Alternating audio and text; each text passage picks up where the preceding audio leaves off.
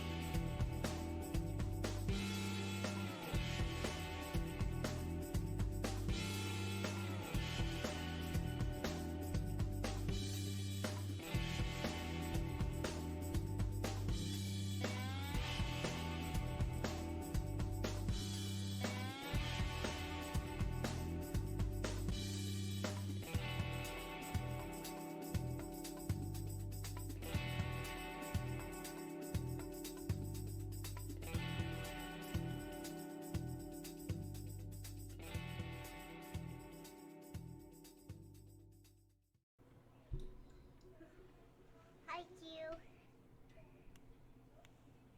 Test, test, test, test, test, test. To do the robots, hello! Thank you. Bye.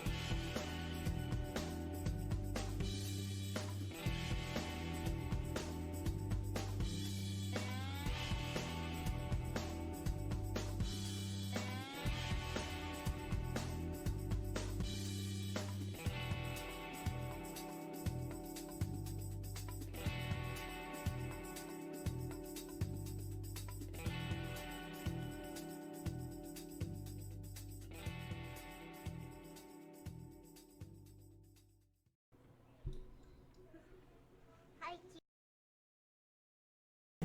Bada bing. Alright, good evening, folks. We are on the newly launched Rebirth server. It's just going to be a one-shot. We'll be back to the normal server next time. Just like last night. Last night was a test server for the Aurora devs, and tonight is launch of the Rebirth server. Launched earlier today, obviously. It's straight up, no frills, I-24, the way the game was meant to be. No bonus XP.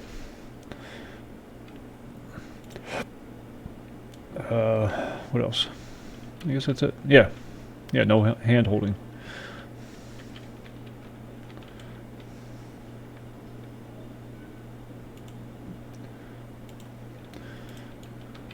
Kind of keeping one eye on the drama. I mean, there's a few little things like the power slide, but it's just a shiny little thing. It doesn't really do anything.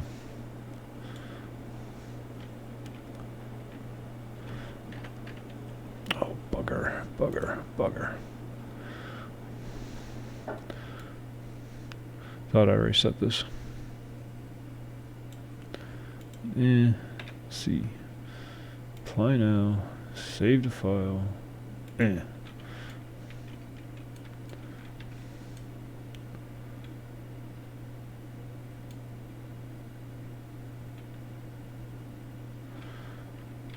There's drama going on, so I'm kind of keeping an eye on it on the Discord, so bear with me if I lose focus. Alright, so I made a dark regen scrapper. Brute. What did I make? I don't know what the hell I made.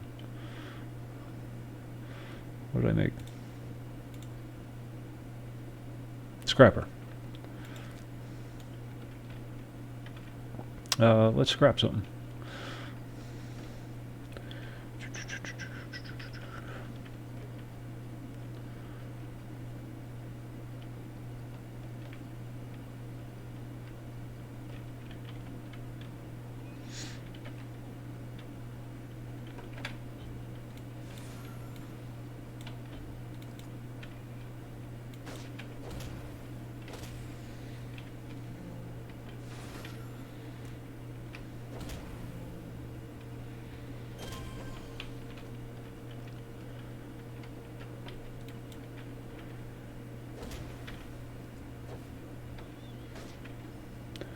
You don't get any bonus enhancements or anything. You have to earn everything.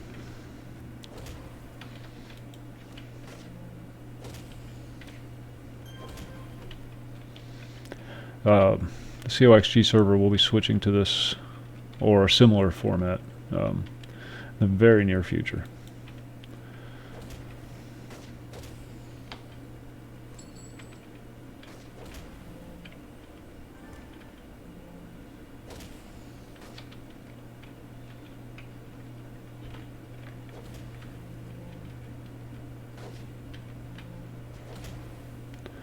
Just going to do a little farming to get everything started. I wasn't sure if I was going to stream tonight. I'm freaking exhausted. But here we are.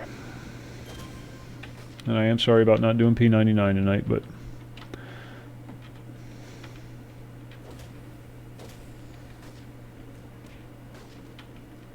Paragon rewards, the veteran rewards, it's not active yet.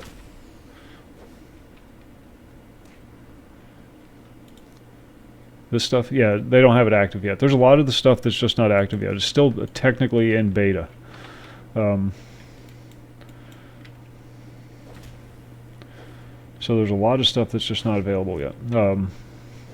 Special costume sets that are behind a merit wall. They haven't figured out how to dispense that stuff yet. It's going to be stuff that you have to earn.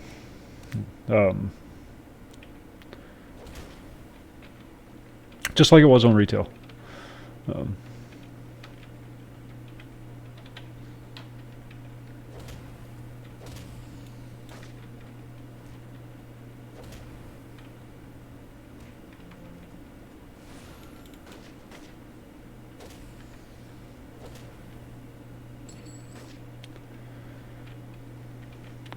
Whenever I play melee characters, I always get inundated with range increase. It's maddening.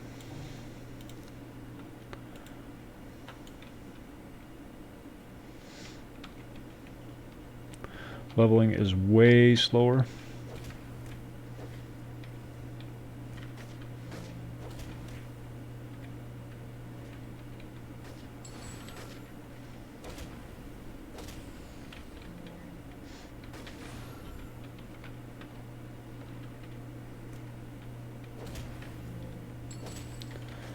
But it gives you time to enjoy the game. There's no mad dash to 50. I mean, you can still do the mad dash if you want. Get into your sewer teams early on, or whatever the villain equivalent is. Oh,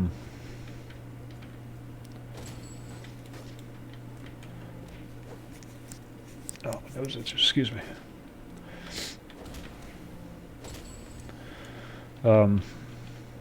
But for just general playing around, goofing around, it's just like it was on retail.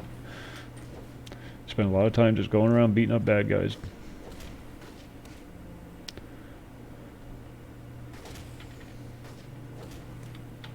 I'm just trying to get started, 'cause you literally get nothing, and no enhancements, no nothing, unless you start going rogue. Then you always get those 2 beginning trainer damage enhancements.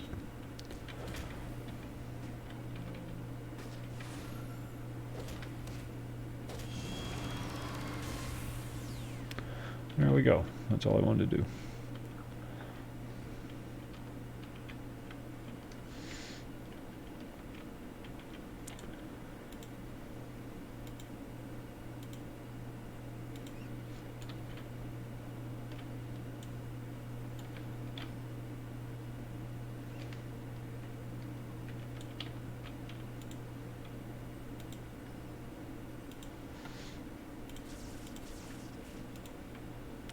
And away we go. Hey, look at that. Yeah, I've never really done all that much in it myself. So that's kind of why I chose it. It's all uncharted territory for me. Same, yeah. Natural good guy. My default is hero. But you got to give the other side a chance.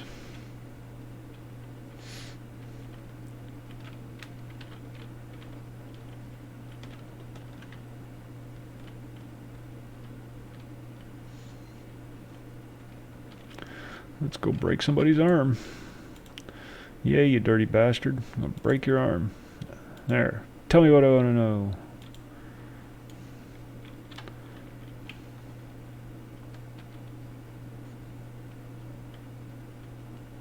You do get web grenade, which is kind of nice.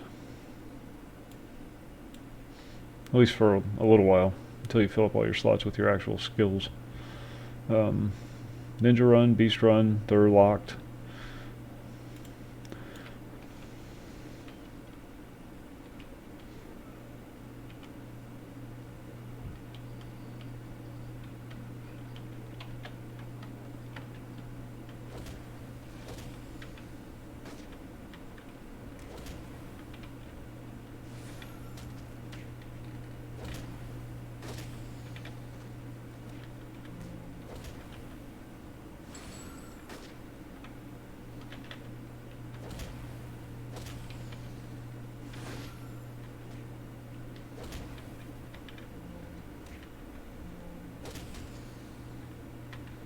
Oh, you still get the starting... Oh wait, no, you don't get Sans move, but you still get the starting ranged attack, you know, depending on origin.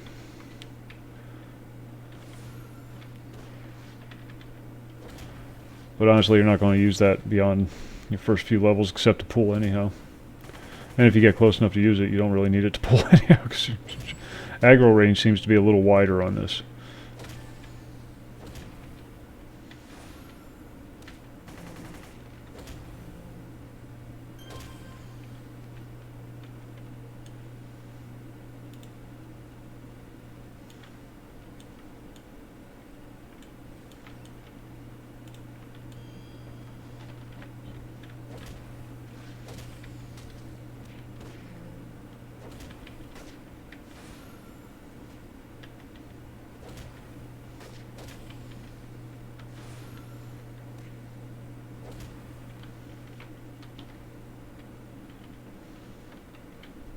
Yes, or is it level 30?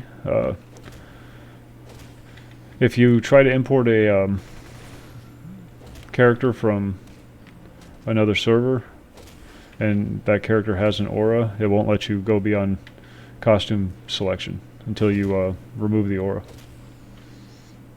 Found that out with this guy. This guy had an aura.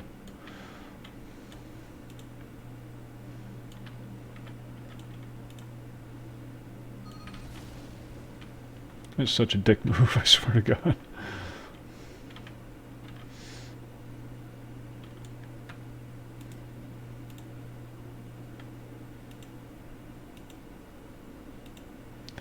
Destroy longbow base in Mercy. Mercy.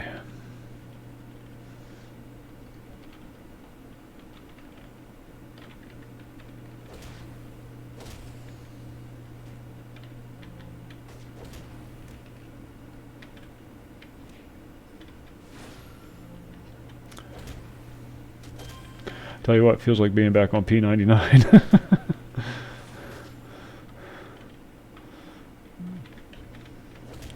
I honestly think, though, moving forward, the servers that are going to last are the ones that encourage traditional gameplay,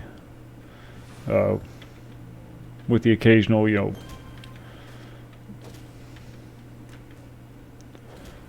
holiday boost for XP or whatever, but nothing too extreme, like a 2-time boost or something like that.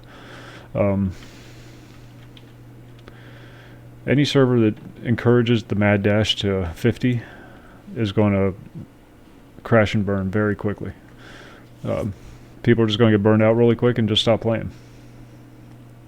I mean, you can only make so many ults before it becomes tedious.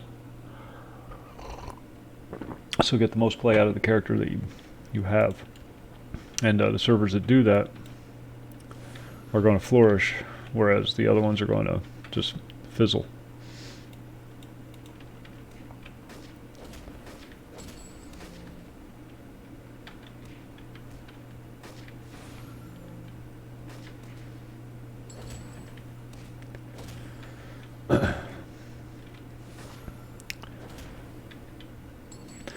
What draws people, what hooks people in these games is that sense of accomplishment.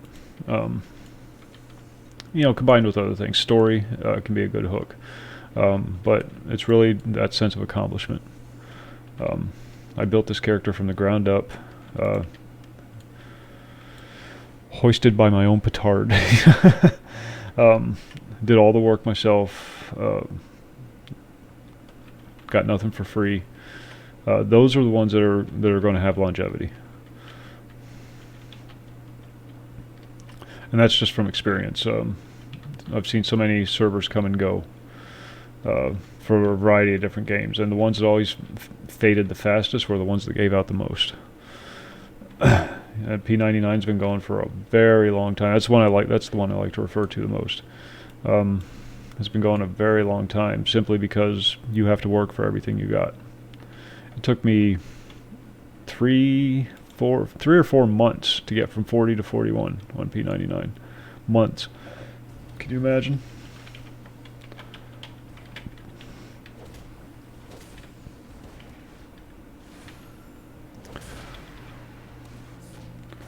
So, Homecoming can keep doing their easy mode thing, and they got the big numbers right now because they were first, and that's just the way it is.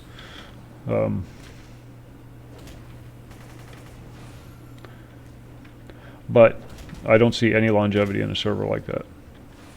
Any server that sticks with the I-25 stuff and that continues to do the freebies and the handouts and not making people work for it are just not going to last. And that's what I think we need to focus on right now, is longevity.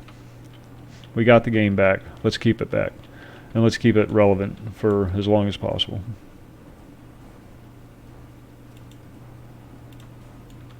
Yeah.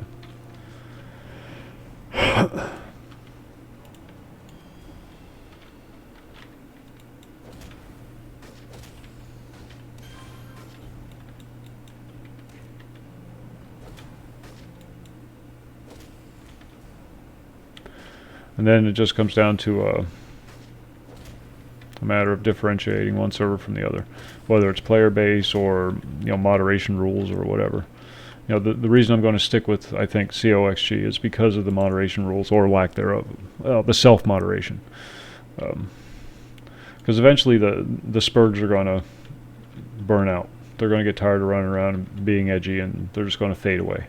And then you're going to be left with a player base, a rock-solid player base of people who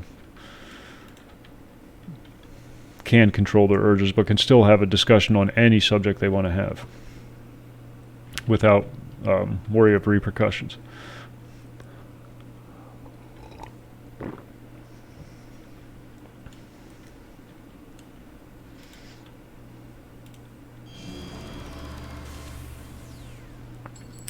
Last time I did Firewire, I like Firewire. I like doing the prison mission. And it's really convenient that he's right here.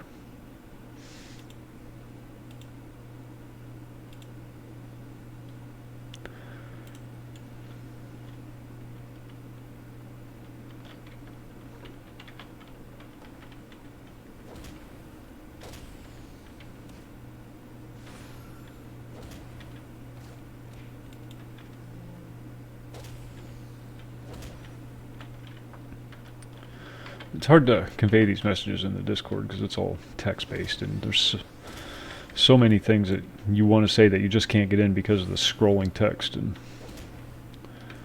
But here, I got a captive audience, so I get to voice my opinions. Which is why I like the COXG server, despite the current abundance of edginess.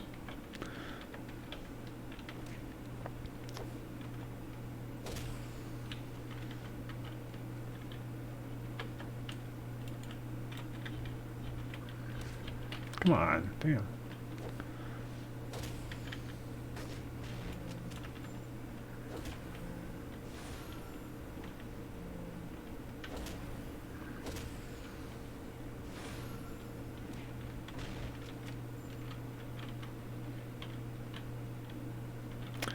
Oh, I have to beat up cops, I forgot.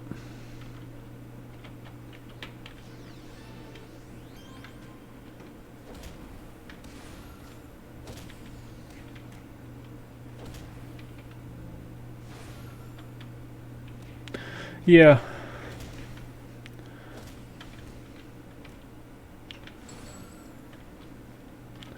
Yeah, it can be.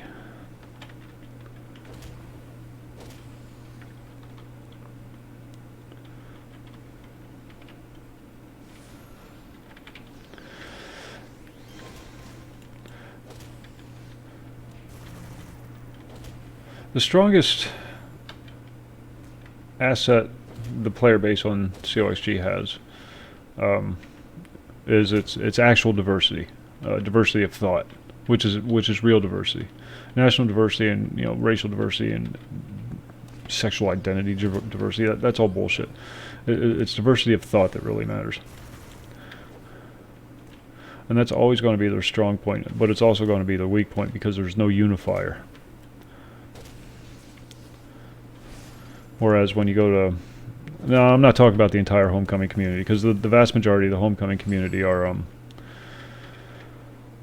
just folks that want to play a game. To be completely honest, they don't give two shits about the drama. They don't give two shits about all the crap that's going on. They're just folks that want to play the game, and that's the first server that was up, so that's the one they went to. That's the one I went to when it first came up. Most of us did. Most of us started there because it was City Heroes, and I wanted to play it, and I wanted to play it right now, and that server was up. Didn't take me long to realize I didn't want to play there. But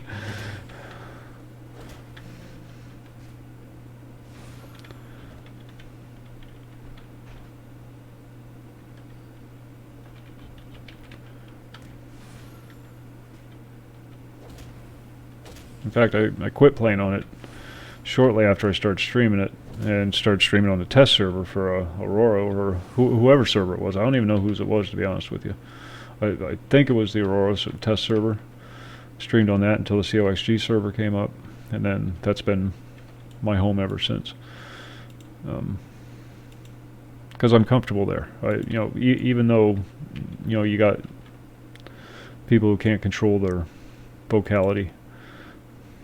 I'm not even going to, well, I don't know. The tactics, I don't like the tactics. It's fine to have the opinions. I'm not disputing that. And it's fine to voice those opinions. Do it in a constructive manner. Do it in a mature adult manner, because the actions you take on that server could affect a lot of other people other than yourself. And that's the thing that I think a lot of them don't realize, because a lot of them are younger, and it's until you've gotten a few years under your belt, you tend to be selfish. Everybody does. I did. Everybody does. It's just the natural way of things. And you don't really realize that the things that you're doing could have an impact on somebody else. People, and even people that you don't necessarily dislike. Oh God, the Shaniquas are up.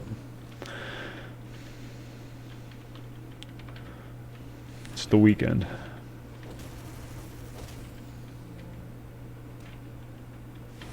There's that damn mosquito again. Got him. Ah, got him. You son of a bitch. Oh, he stuck to my finger.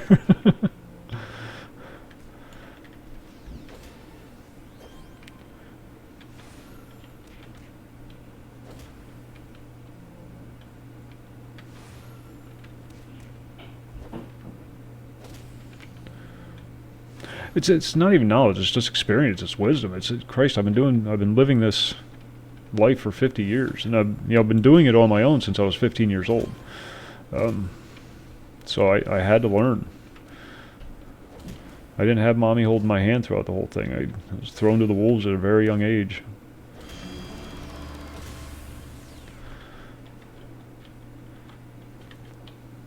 And I learned through making mistakes.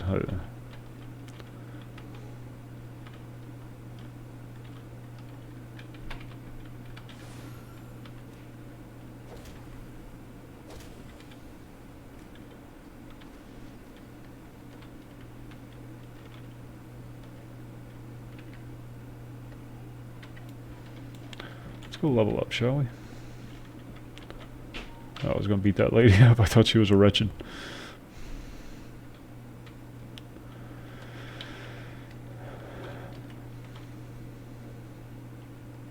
That's why I can let the boomer joke slide in the Discord. You're not familiar with the Havoc, but in the Discord, there's lots of boomer jokes because of my age, even though I'm not a boomer. But they don't bother me because, I've lived it. I've had to live it, and a lot of the folks that are making the jokes haven't. A lot of them still live with their moms, so.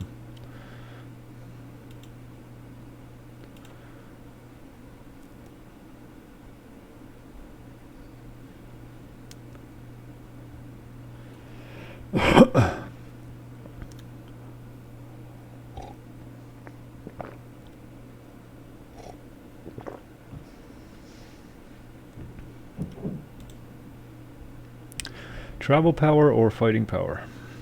I think we'll hold off on the travel power for another level.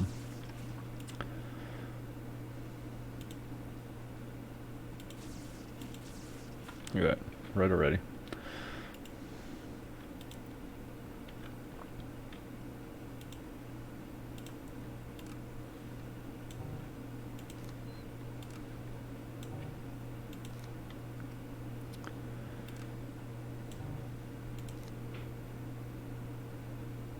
Well, yeah, it is kind of, in a sense. Yes, it is. I mean, the boomer generation did do a lot of damage to this country. Yeah, once you can afford them. You can't afford shit. Well, you'll see. Wait. $1,400. 5 levels.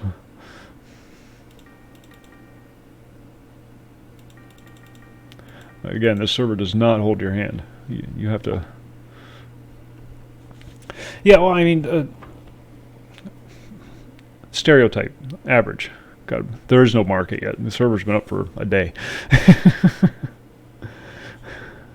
Harness your inner Jew. What was I saying? 1, 2, 3.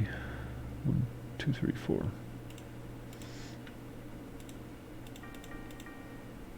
And that's it.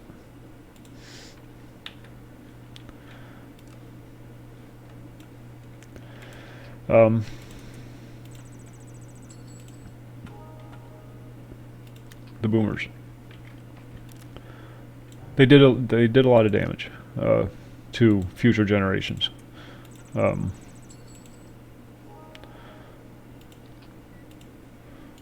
it's not an all-encompassing thing. It wasn't every single person. It's like my dad was a greasy hippie back then. My mom was the exact opposite. She was very prudish, very old school. My dad came around. He did a complete 180 over the course of his life.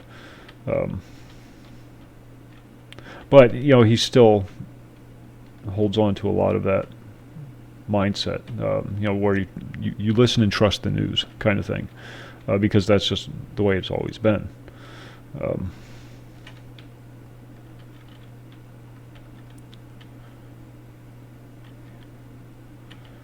Good intentions, just not a good knowledge base, I guess. Not that he's a stupid man by any stretch of the imagination.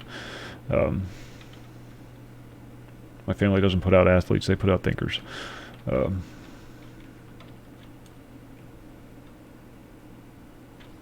But I don't even know where I was going with that. I lost my train of thought.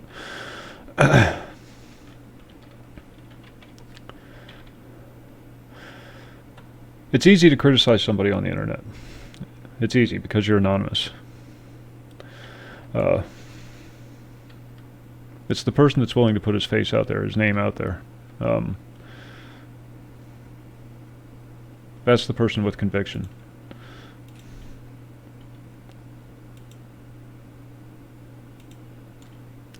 The one who's willing to step away or step out from behind the keyboard and show you who he really is.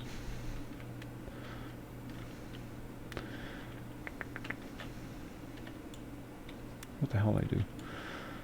Let's see. Nope, I don't want to do that either. What am I doing? Map. Jesus.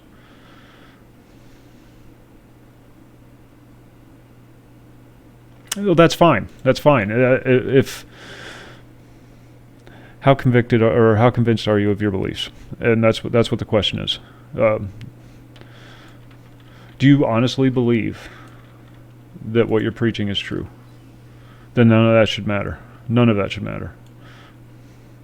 Jobs are jobs. You know, you can earn a living doing a wide variety of things, and a lot of those jobs don't care what your viewpoints are, as long as it doesn't interfere with your ability to do your job.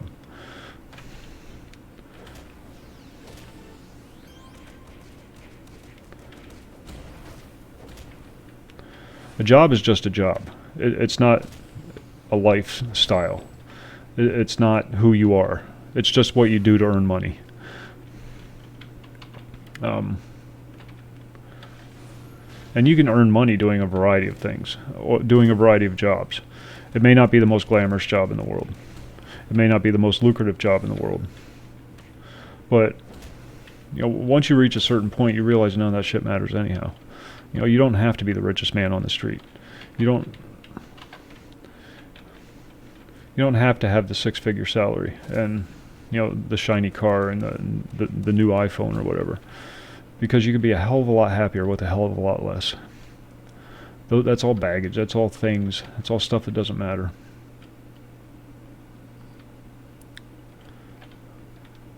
In the long run.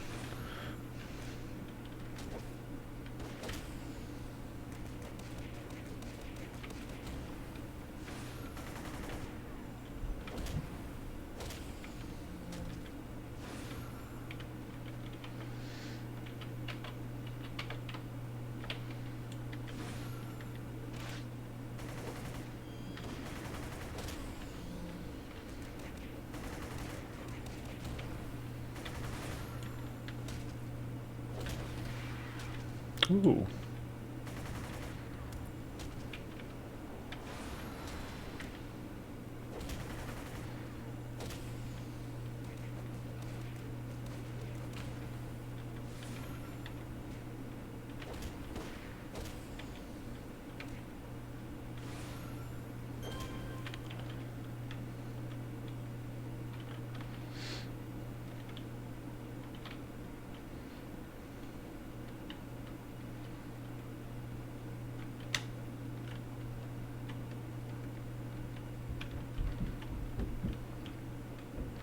And the long run is what I think the COX people should start focusing on, the long run. Not the short-term gains that you're going to get from doing like a 9 times XP weekend or something like that. Because we saw how short-term that was. It lasted one day.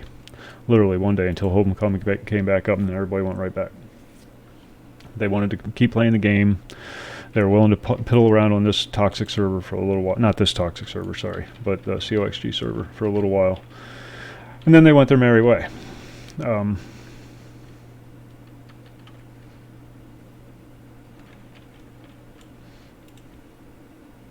and I'm of the opinion, let them. Fucking let them. Let them have their server. Let them have their thing. They don't matter anymore. Literally, they don't matter anymore.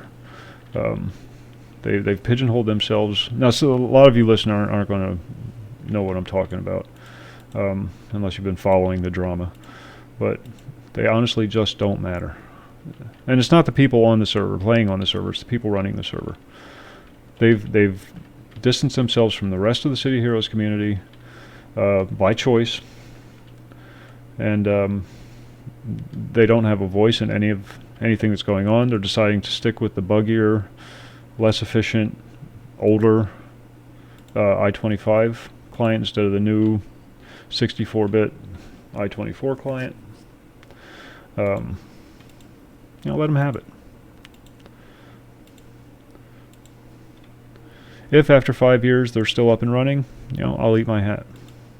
I don't think they will be. But I think this server that I'm on right now, and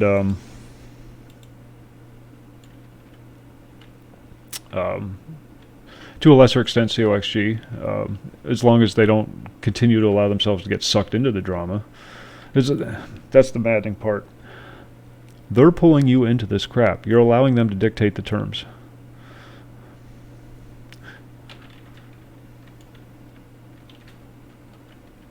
These guys are getting a little too friendly with me. And that's the mistake that everybody keeps making, is they allowed them to dictate the terms, and they just don't matter anymore to anybody within the community at all.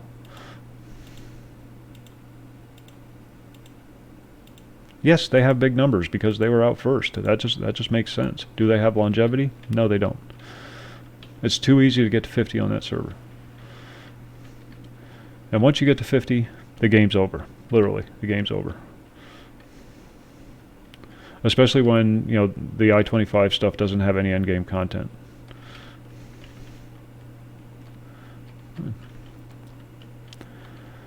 I really hope they follow a similar model to this and just focus on the freedom that server offers. COXG I'm referring to.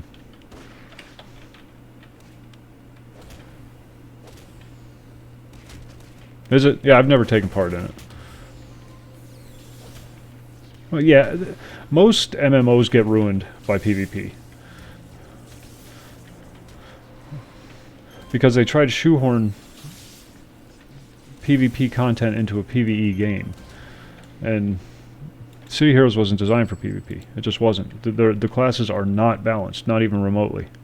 And they're not supposed to be, because everybody has a role. You're the healer, you're the tank, you're the DPS melee, you're the DPS range, you're the control. Everybody has their role, and none of them are balanced. But they do their job well.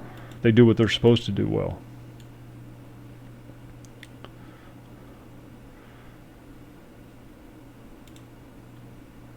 And it was silly to even add it. I mean, I can see thematically why they would, because you got heroes and villains. You want them to fight each other. But if you're an empathy defender and you go into a PvP zone and you get one shot by a stalker, there you go.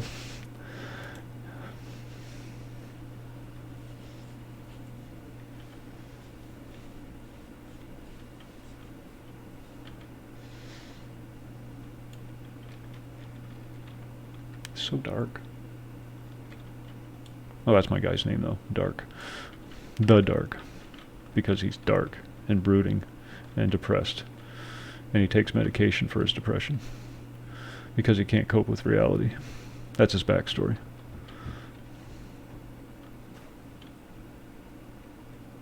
Well, yeah. Yeah.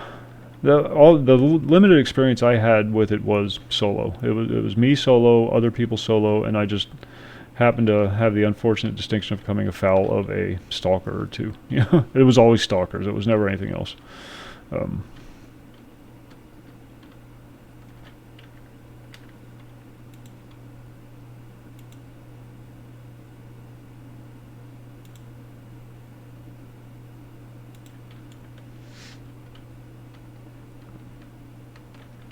And they were designed for PvP. I mean, they can go in and they can kill somebody in one shot.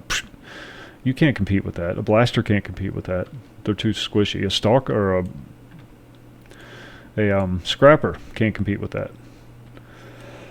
They're a little more durable than a blaster, but I mean, a tank can probably take a couple of shots, but they're going to go down because they don't have the damage output. And stalkers are kind of tanky.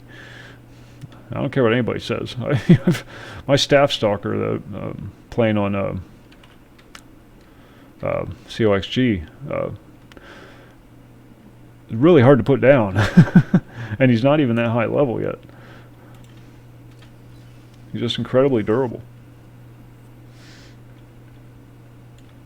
Ooh, what's that? Never saw that before.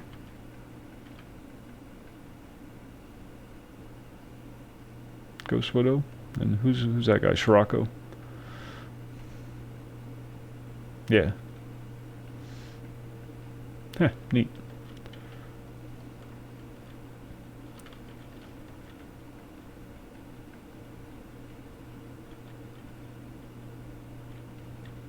What was I doing? Dr. Graves.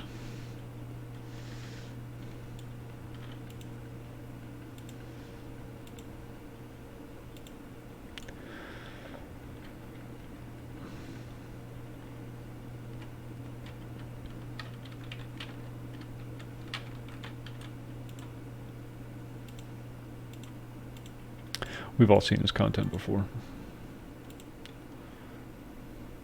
I doubt. I was considering actually switching over to Rebirth, but I don't know. I can't with a good conscience do it. Not that I have anything against the Rebirth people. I don't know anything about them. I just want to check their server out.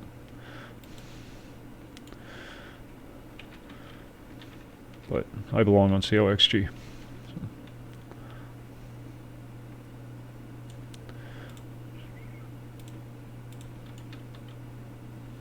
Wait, did we level up yet? No, we didn't. Did we? I thought I leveled. Huh. Guess not.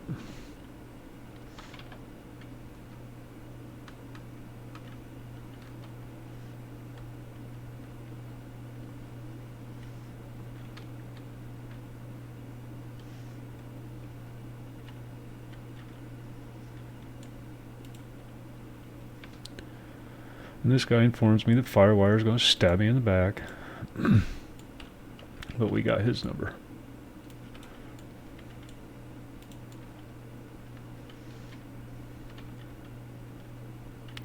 You can. They're working on a developer tool. Anonymous, what's going on? They're working on developer tools and whatnot, getting the toolbox all set up so that you can do custom servers. Of course, it's going to be incredibly involved. I wouldn't even know where to begin on that kind of stuff. That's way out of my league. But I've been following the Aurora Dev stuff kind of closely, and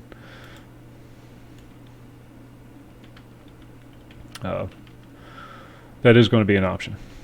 They've already made setting up a server incredibly easy.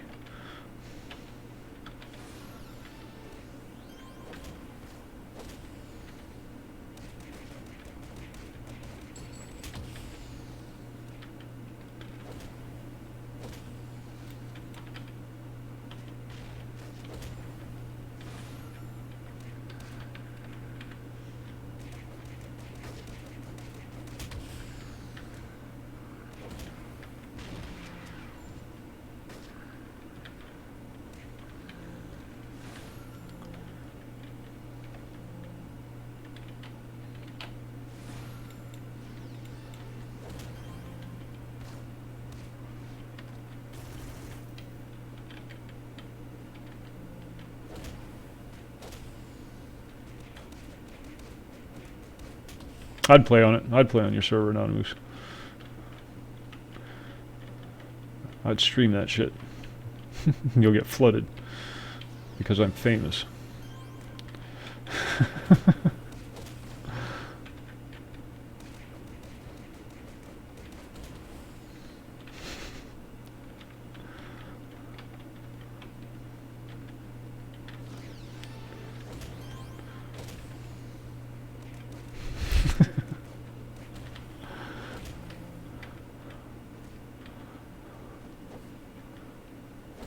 I would though. I would totally play on that. Micah was thinking, I don't know if you remember Micah, but Got that big EP, that's right. Me and my, what is it, 400 Twitch followers.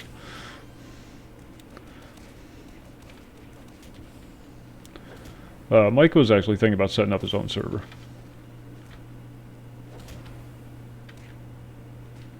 And see, with the small server, you can do a lot of custom stuff. You can actually make like a weekly D&D game out of it, but on City of Heroes. And I think that would be a much better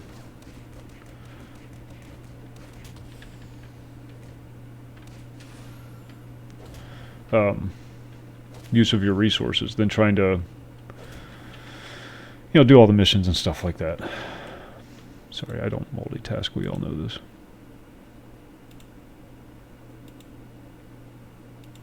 Alright, now we gotta go rob the bank. This is the one I was waiting for.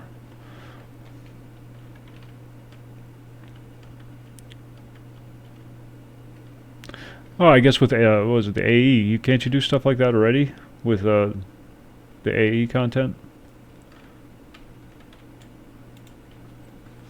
I don't know how, if you can like link stories together or anything like that, but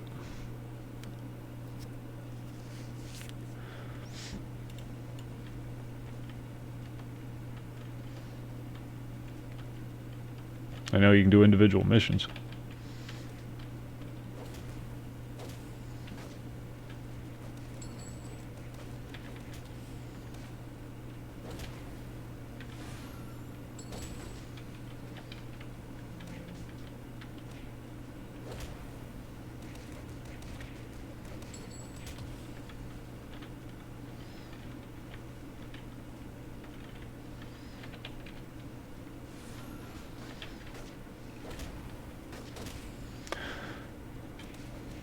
This channel has too many honest conversations to ever get that big.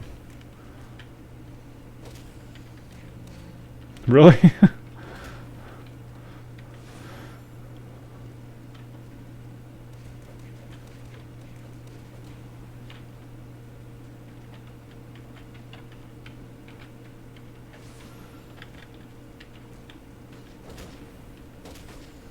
Yeah, there's a lot of that.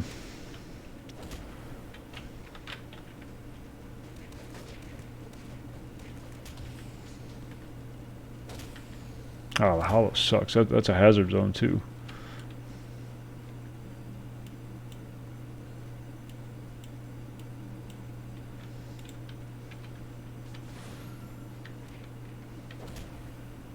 I don't want to say it sucks. It's just, it's a grindy zone. It's a zone where a bunch of people get together and just go around murdering things.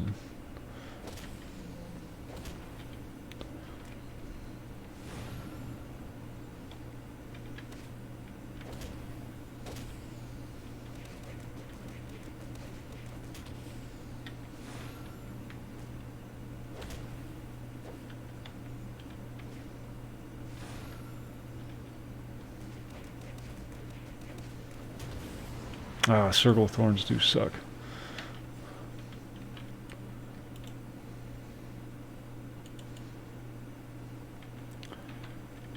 I think they're my least favorite bad guys in the game.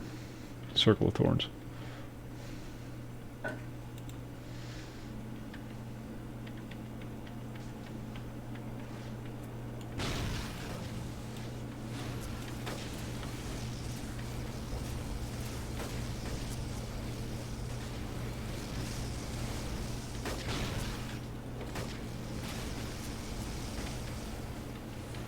Wrecked his shit.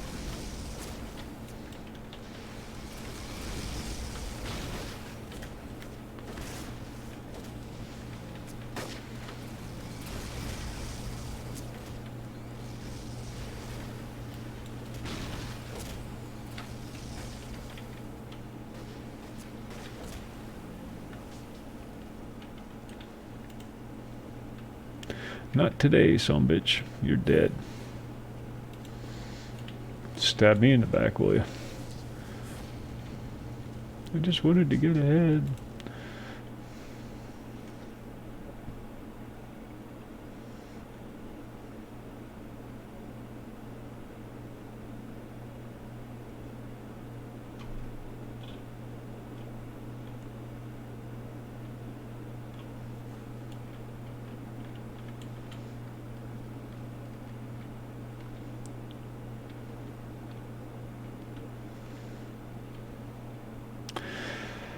Yeah. I have. I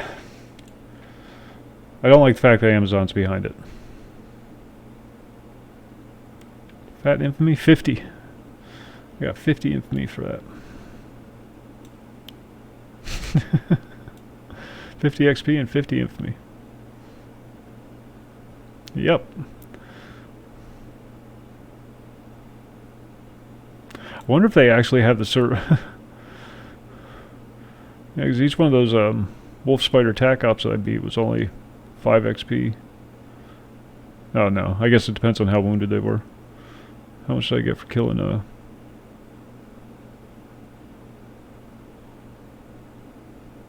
I didn't get any. Yeah, that was it. 50 XP, 50 infamy. No hand-holding. I'll put up a tab so you can actually see it over my big head. Let's see, what are we doing?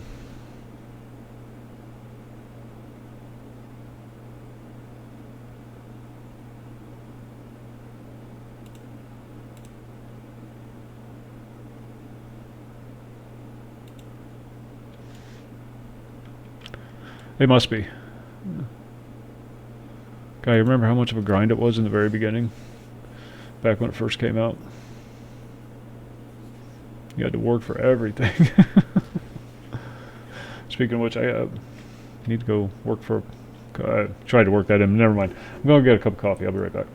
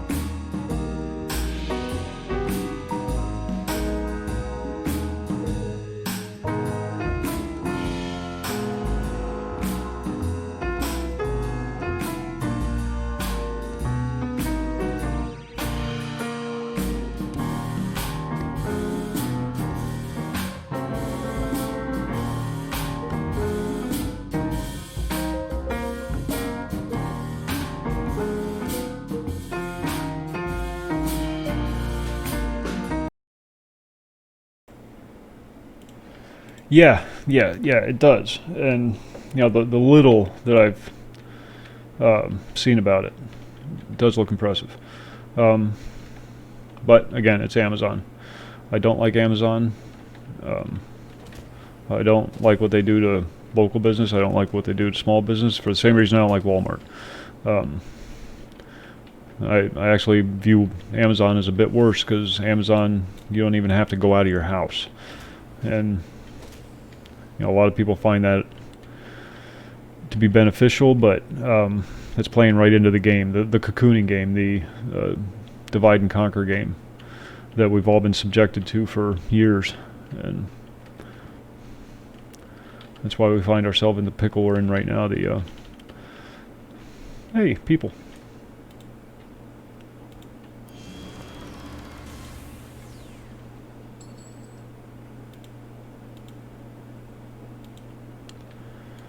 And this guy just wants me to go around and beat the hell out of people.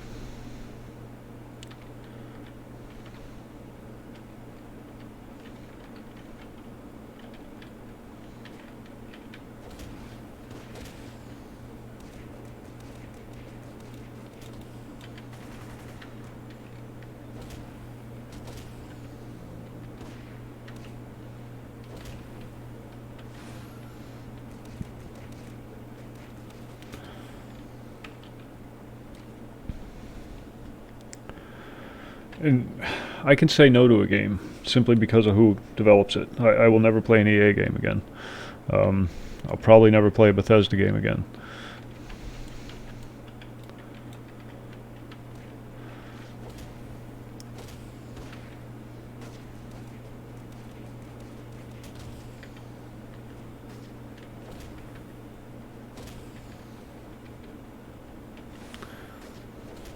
It's easy to stick to your principles when they're putting out shitty content, but when they're putting out good content, that's the true test.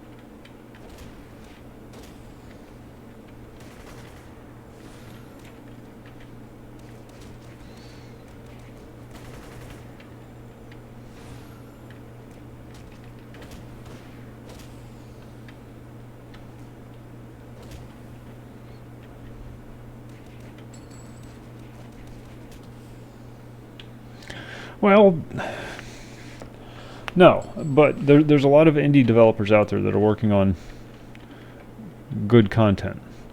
And they're not going to get bigger because they keep getting overshadowed by the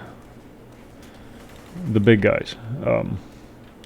And sometimes you have to play a shitty game by a small-time developer to help them bank. You know what I mean?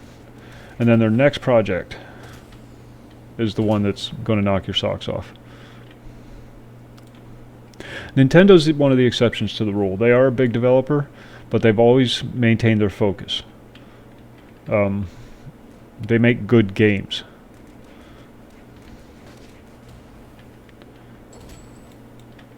But they're not American either.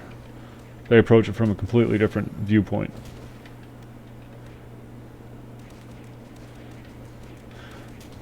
I mean, there ain't a single sumbitch watching this stream right now that hasn't spent hours playing Wii Sports. Okay? The free game that came with the Wii. Yeah. Well, yeah, because they're allowed to be.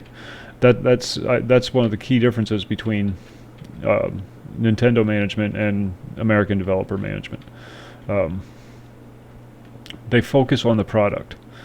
Because if you put out good product, people will buy it. Plain and simple. It's not complicated. Stop worrying about the shareholders and start worrying about the product that you're putting out. And if you put out good product, people are going to buy it.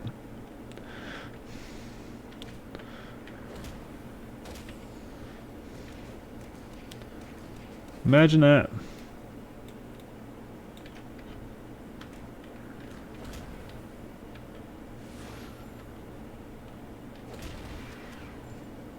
I don't even play consoles, but I love Nintendo just for that philosophy.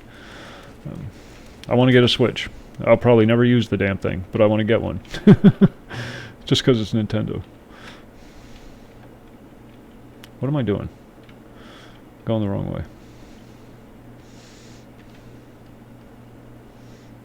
I'm sure my daughter would love it. You know.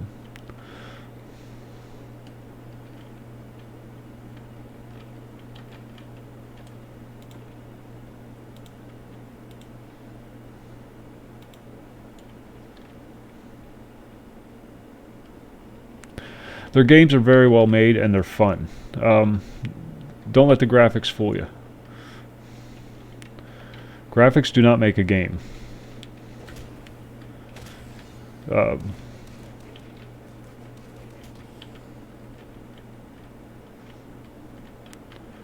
They make games that are accessible to a wide audience. And they're fun to play. They may be silly, they may be corny, but they're fun. Corny's fun, if you allow yourself to enjoy it.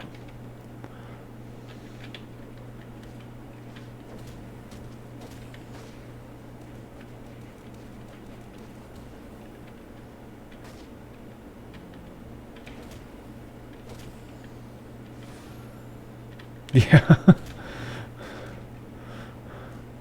Yeah, bright, vibrant colors that that catch the eye, and they think about that shit. And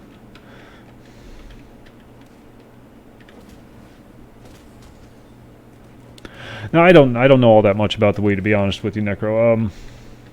I never was a big console player. My last big console venture was PlayStation 1, and then I moved into PC gaming, and that was it for me. I was sold.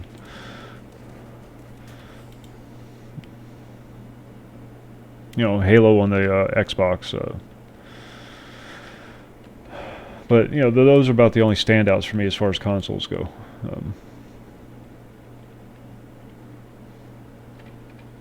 Prior to that, I was all about consoles. I had every freaking console from Pong right up through the PlayStation 1.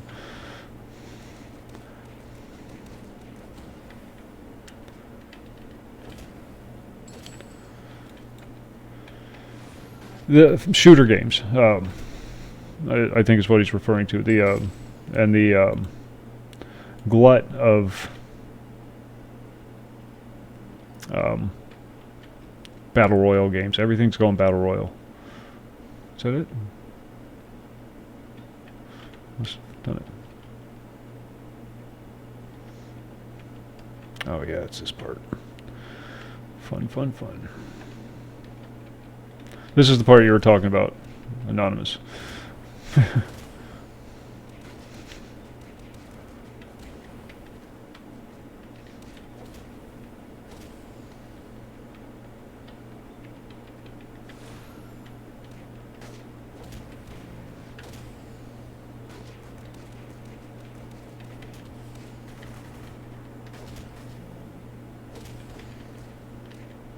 Yeah, Fortnite is, but it's Fortnite.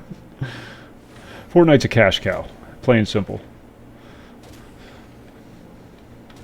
And that's the route that a lot of the developers are taking now. Every game has to be online now,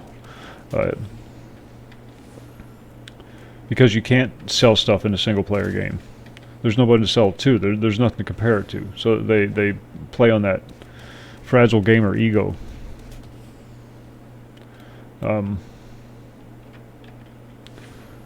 The need to impress the other players. You can't do that in a single player game. And that's slowly killing the entire industry. And I don't really even have anything against Fortnite. It's a fine game for what it is.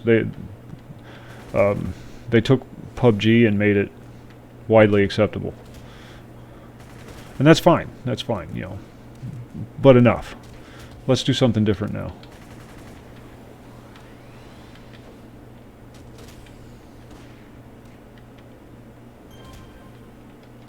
Well, how does Counter-Strike, CS:GO? How does that continue to still be one of the top-rated or top-viewed games on Twitch? That game's old as fuck.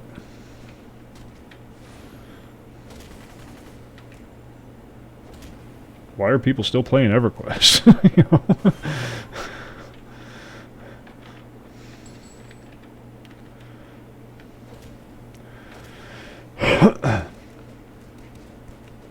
Dispersing, what's going on?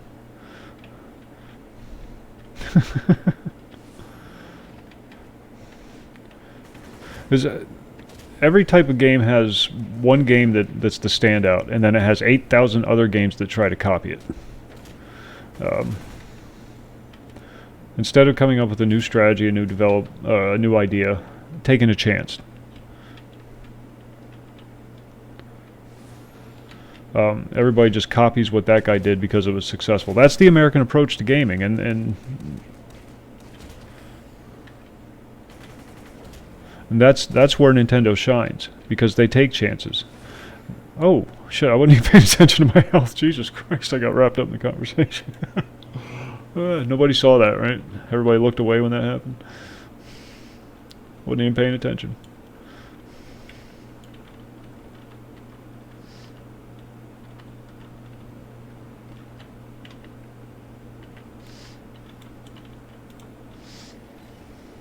I just kept punching things.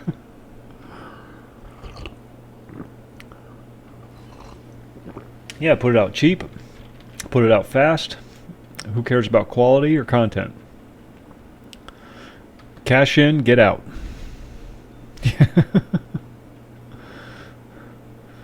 That's the American approach, and it's all based on shareholder opinion. It has nothing to do with customer opinion.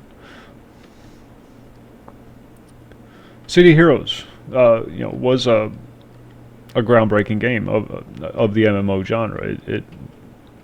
It tried something different, and then it got copied a lot of times. It got DC Universe Online, to a lesser extent Marvel Champions or whatever the hell that game was. Champions Online, of course.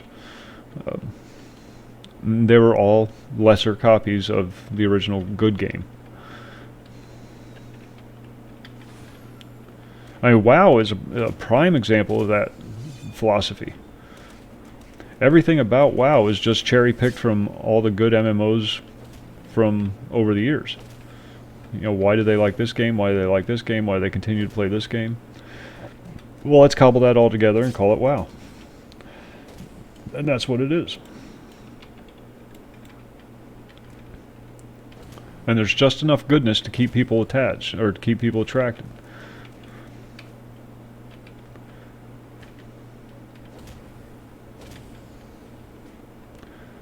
But at its core, it's really nothing special. It's just another fantasy MMO.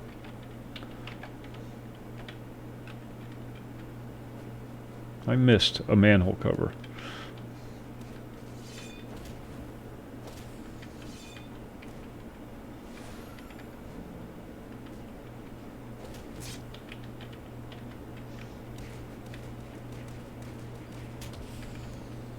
Yeah, it is. It is. But if you really break WoW down, it's just a gear grind. That's all it is. I mean, that's all any MMO is, really. Wrapped in a pretty package.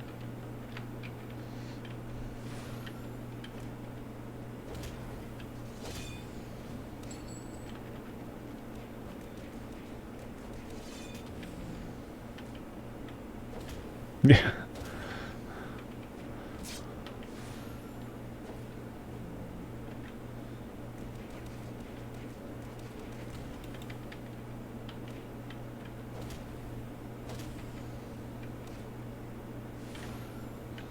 Always amuses me how you can miss a stationary object.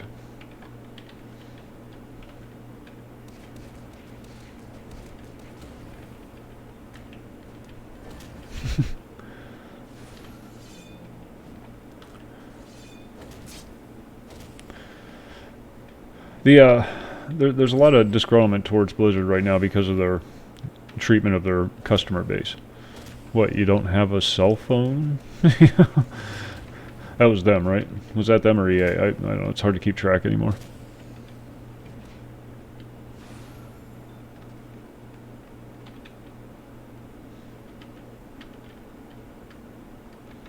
All right, I don't want to fight you guys anymore. Just leave me alone. I'll go about my merry way.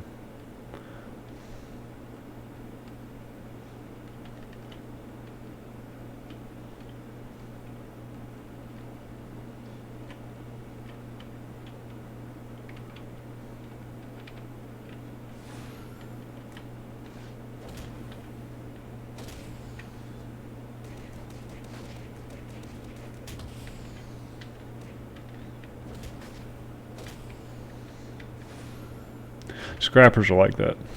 You just start running around killing stuff, and you don't even pay attention to your health or your stamina or anything.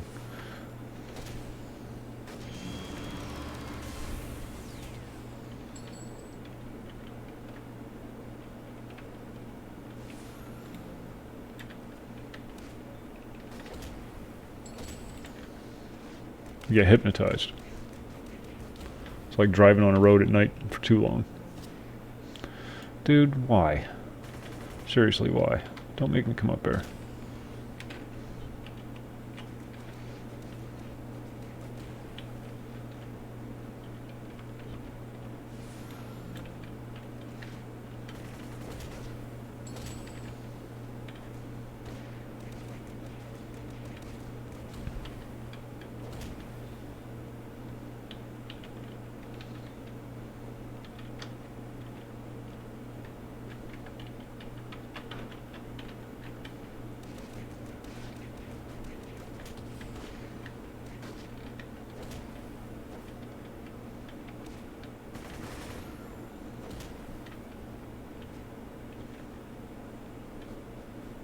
Whiff.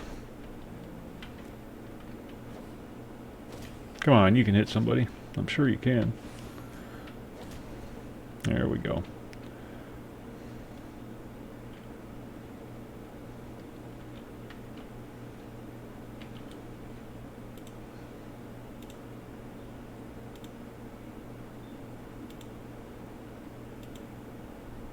It really has, and you know, it's the American gaming industry that's taken it that direction, for all the reasons we've already mentioned.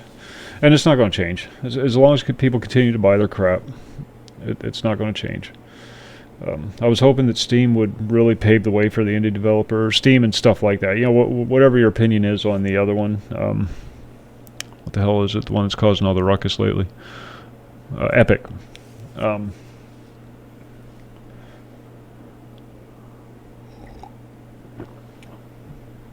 But when they continue to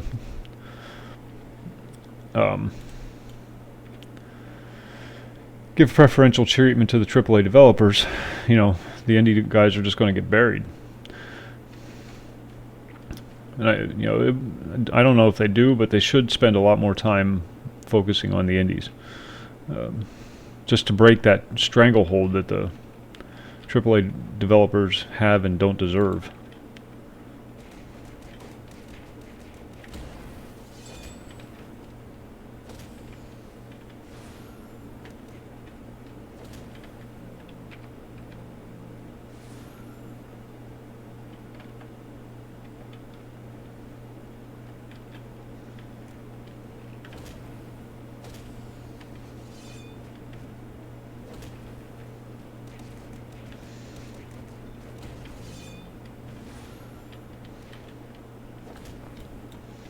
I don't mind the Epic thing, and I don't mind the fact that they're willing to pay to get exclusivity to a game.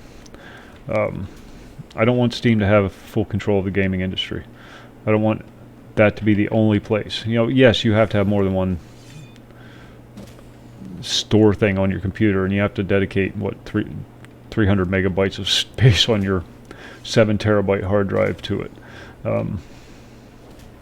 If it means competition in the market, then I'm all for it. And whoever gets the best deal is going to, or gives the best deal is going to get the best business.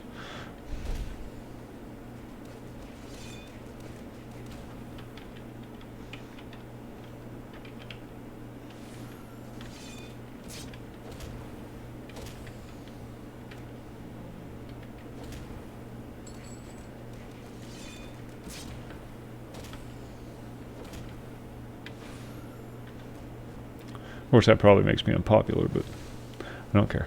I've never been concerned about that.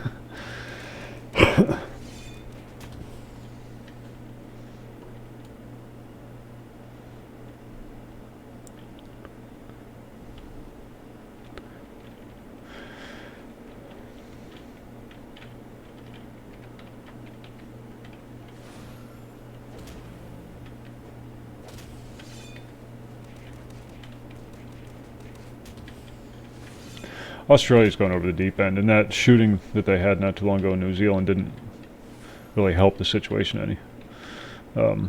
It's too late for them. Save yourselves.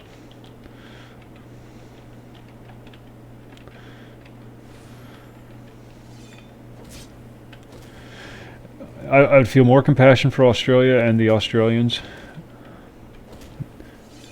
if they didn't continually vote for that shit. And you know, this is coming from an American whose country has a horrible track record of voting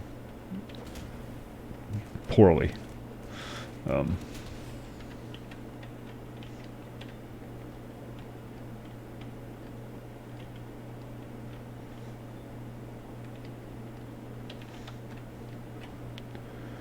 They got what they asked for.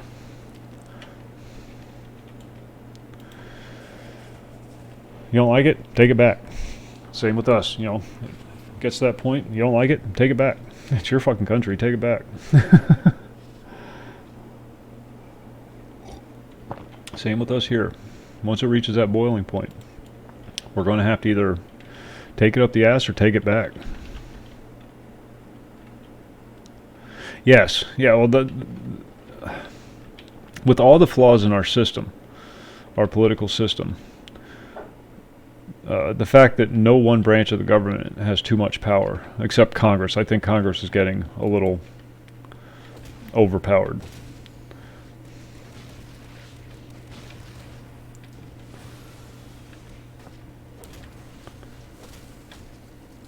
Congress needs to be reined in. But that's what the Supreme Court's supposed to be there for. Unfortunately, when the Supreme Court gets padded with people with ideologies, whether it's left or right, you know, regardless of which side it's on, the Supreme Court's supposed to be strictly neutral. You got people like Sotomayor and Ruth Bader Ginsburg who just won't fucking die. They're going to keep her on life support for the next 30 years just so that Trump doesn't get to replace her. Why are you not targeting? There, Jesus.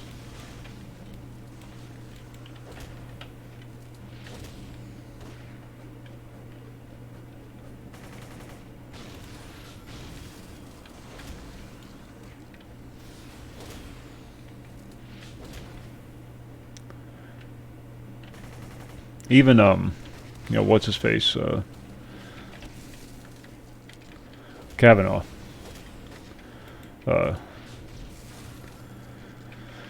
He's too one-sided. I want complete centrists on the Supreme Court.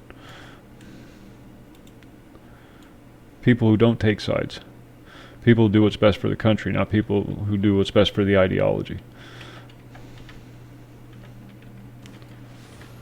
Because that's a lifetime appointment.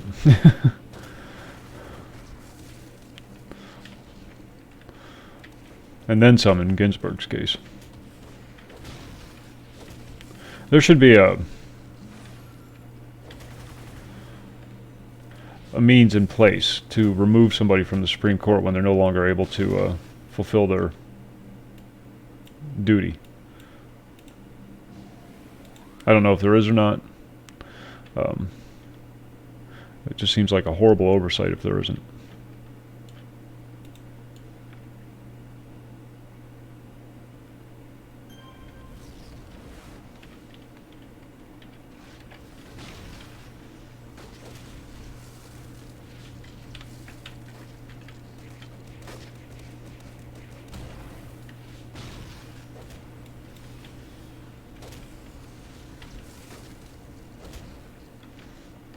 Basically, if you don't show up for work for 6 months, you're out. Let's check our enhancement situation. Oh, good Lord.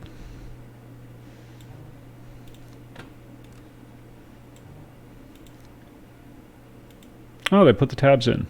Awesome. I didn't know they did that. I thought it was just the one tab like it was on the test server last night. Groovy, groovy.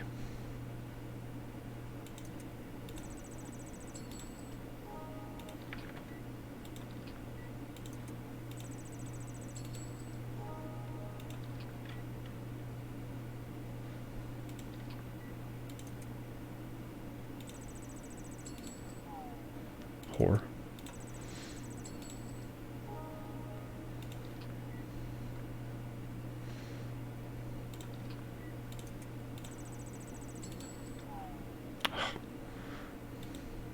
I was robbed.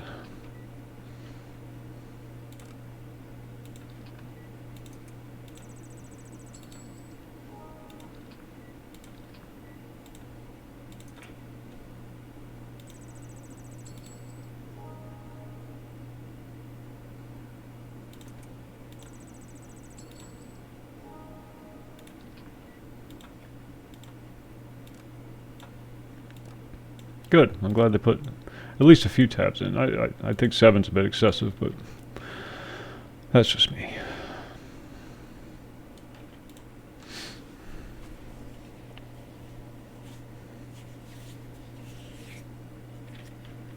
On the whole, though, the Supreme Court does a good job of keeping everybody in line.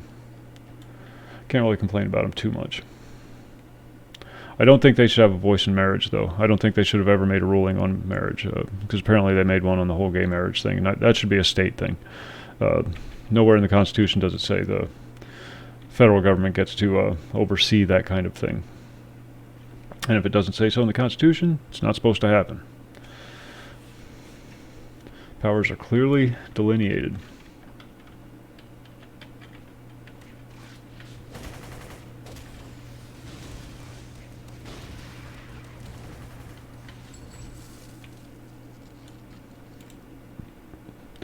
Yeah, you had to do all this, dude.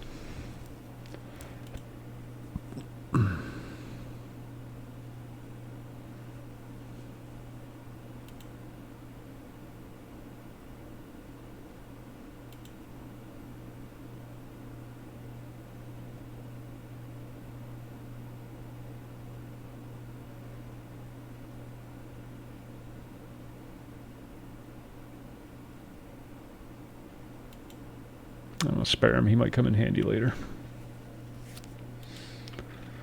Alright, let's go do this.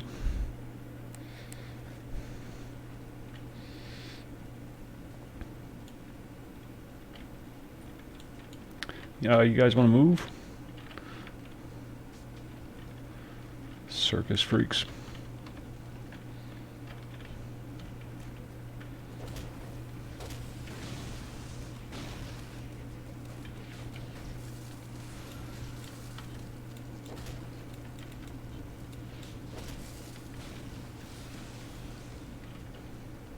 Did you ever see that movie?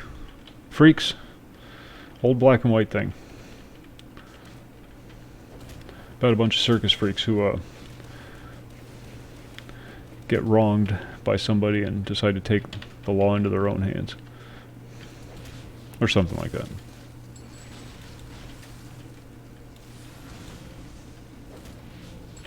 If you haven't, watch it. I'm pretty sure you can just download it now without even worrying about copyright infringement.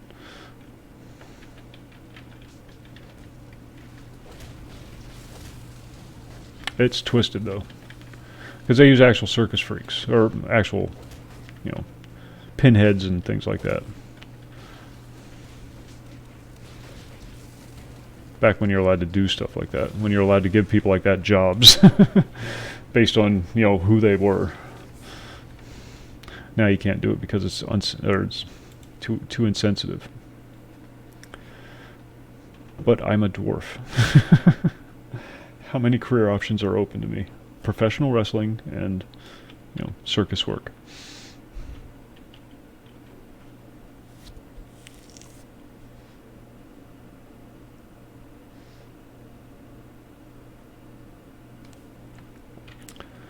That would be an interesting study to check out, the correlation between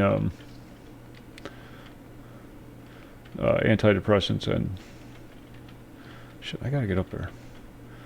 How many of these shooters have been on medications?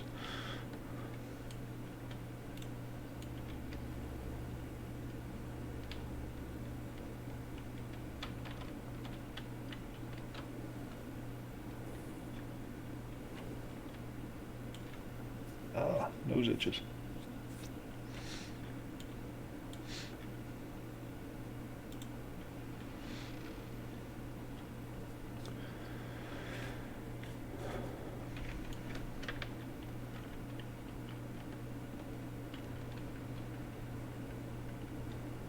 I like this thing. It's too bad it doesn't last longer.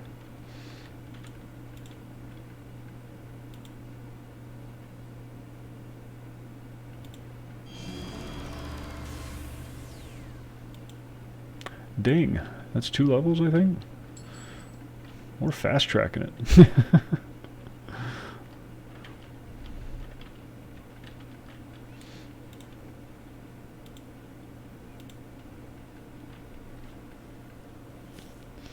Oh, I don't want to take a travel power yet.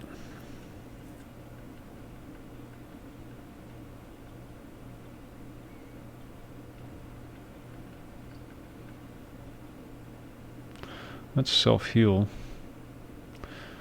Gotta take all 3 of those. Very important.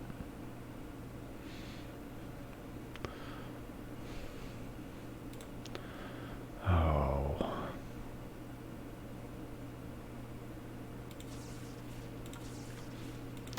Just rip off the band-aid, get it done.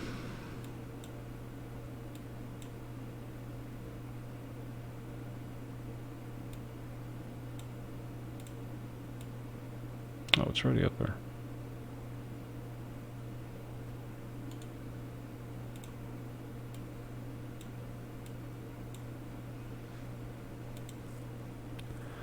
And 1, 2. Oh, we get another one. Good. Now we can take Reconstruction. Or do we take Siphon Life? Tough call. This one requires to hit. This one just works.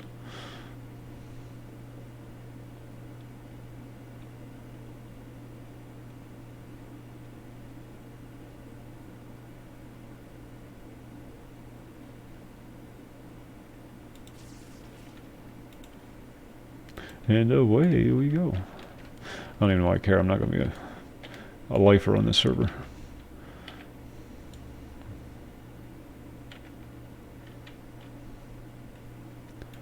And that's a good way to start.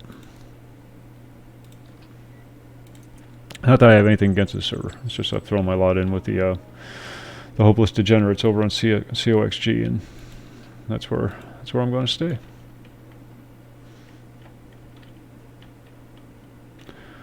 Fairly balanced. How? None of the classes are balanced. Absolutely none of the classes are balanced. I mean, within the Scrapper power set, some Scrappers are more powerful than others. Within the Stalker power set, some are more powerful than others.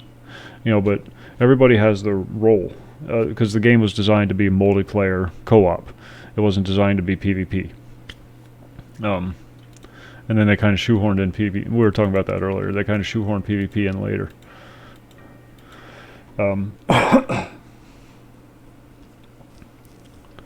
So if it's balance you're looking for, you're not going to find it. Within each power set, yes. There are powers that you have to take, but I always just take what I want to take. I don't pay attention to that stuff. You know how I am.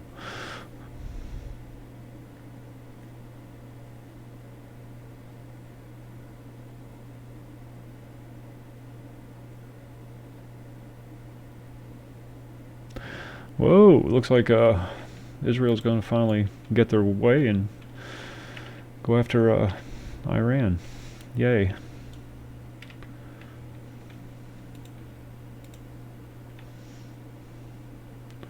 Just what the world needs.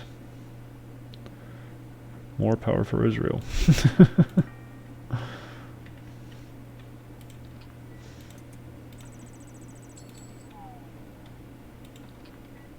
So we need 2 damage.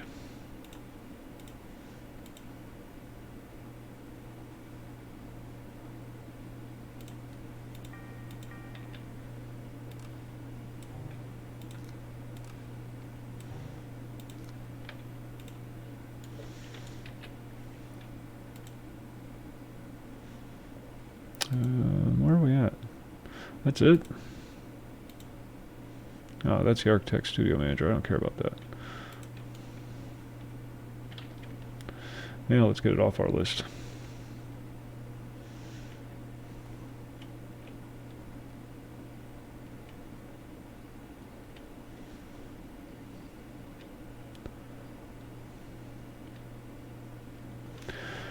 Because a lot of very influential people at least have dual citizenship there, if not full citizenship there.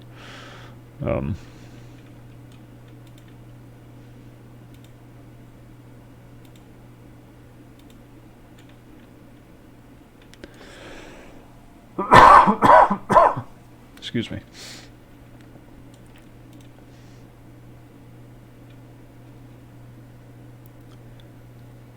The people behind the Federal Reserve. Behind the implementation of the Federal Reserve were the people that were very influential in getting the United States into the war, so that Great Britain would come to their aid to help them liberate territory for the formation of Israel.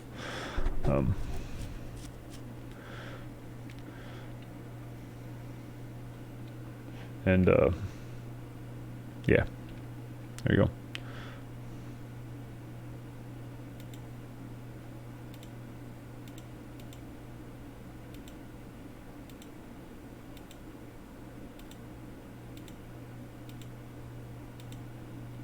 Interesting story. Somebody did a video on it. There's a, what was it, Corbett Report or something like that. They did a whole series of interviews on that, our involvement in World War I, and it's definitely worth a watch.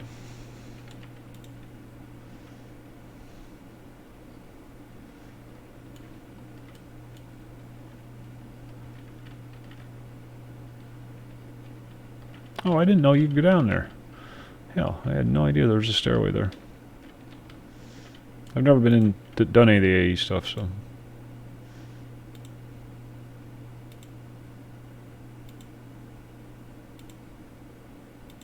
Inappropriate stories.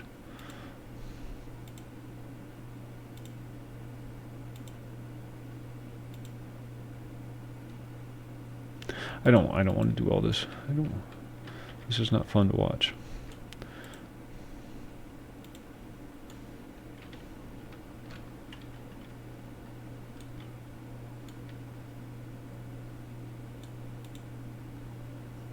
Uh-oh. Oh, it's Creation Studio.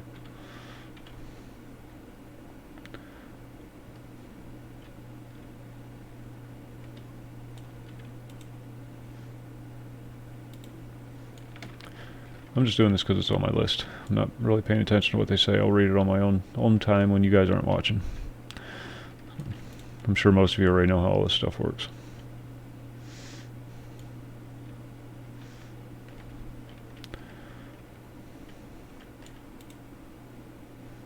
If a major oil company like that is are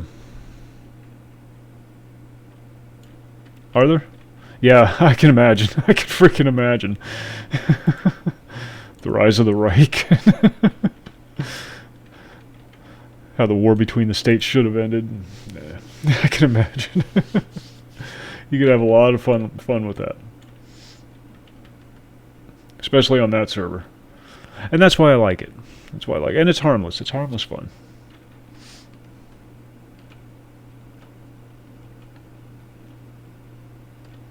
Schlappy, you're being inappropriate. I told you I don't swing that way.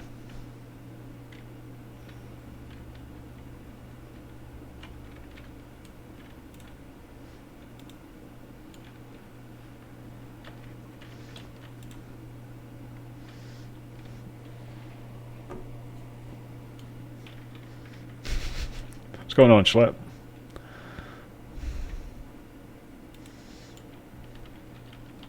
Back to that Iraq thing, though. It's or Iran thing. If a major oil company, Exxon, is evacuating people from their Iranian oil fields, that means something's about ready to go down.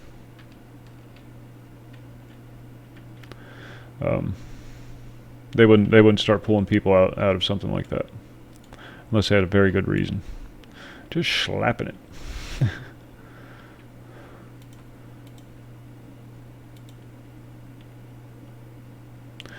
Oh yeah. What a bunch of crap. Didn't even get a badge. Jesus, they could at least freaking gave me a badge.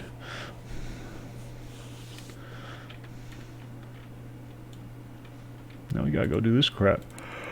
Excuse me. Sorry, I've had a long freaking day. So I am sorry if I keep yawning. Let's go ride the ferry. Freaking ferry. Villains use ferries.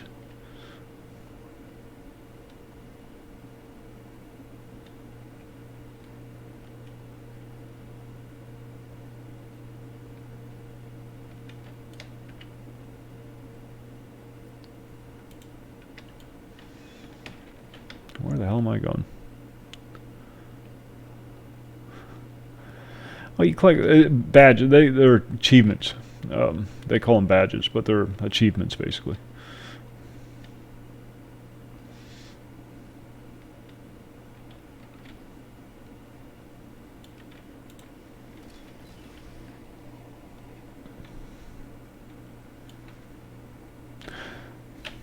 I get 20 experience and 20 infamy for freaking going to a boat, but I don't get anything for listening to all that crap.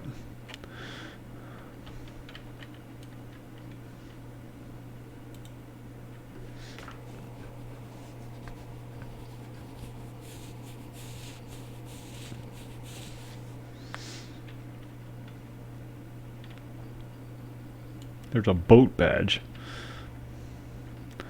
Drea the Hook. That's our newspaper person. We have to get that. You are very much a disappointment, Necro. Iced coffee is an abomination. No, I'm just kidding. Drink coffee however you like it, as long as you drink it. I'm not a purist. I just like it my way.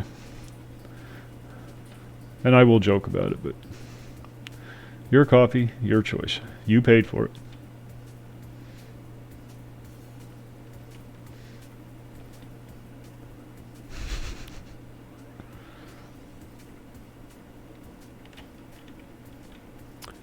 No, you can fly. I just don't like fly. Super jump's my favorite travel power. You could choose whichever. You can teleport. You can fly. You have super speed. You have super jump. Yeah, those are the main travel powers. Hot coffee in the lap is great. $2 million. It's worth $2 million. And speaking of coffee, I will be right back. See? Hey, I got to tie into work.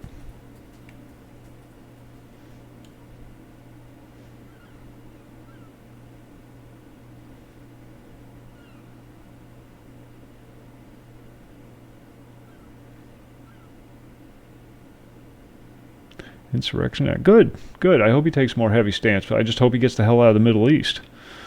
That's what's pissing me off. And he was running on a platform of getting us the hell out of the Middle East, and instead he's doubling down. He's making the in-laws happy. And that's what's pissing me off about that. I have less of a problem with Mexicans coming here than I do with our continued presence in the Middle East. Because there's literally no reason for us to be there other than to protect Israel. And if Israel would stop pissing everybody off, they wouldn't need protection.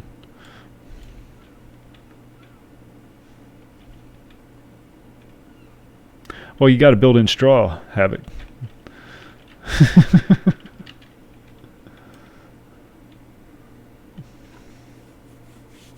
All right, yeah, I'll be right back. I need a coffee.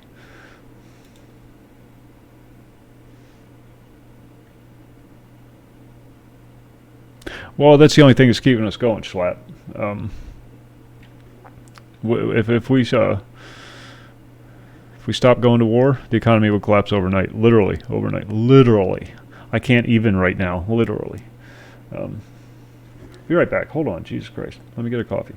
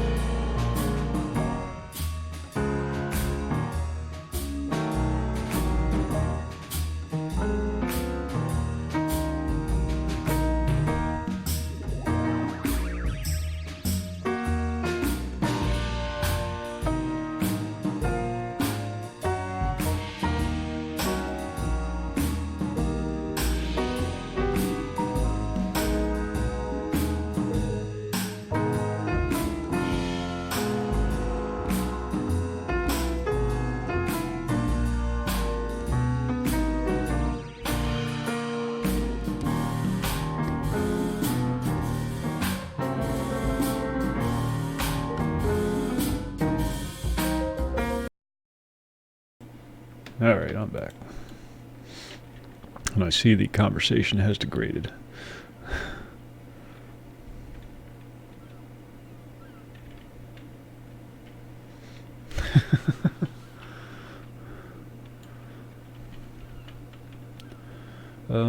What were we doing? Oh, we got newspaper missions now. We can just go do random missions.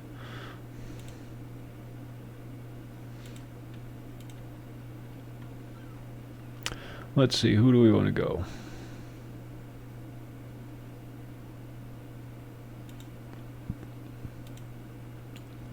Some bitch calling me out. He's going down.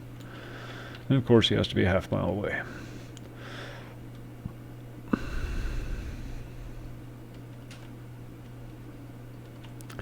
Imagine that. Top cities in financial debt. Who would have thought that welfare was not a financially viable business model?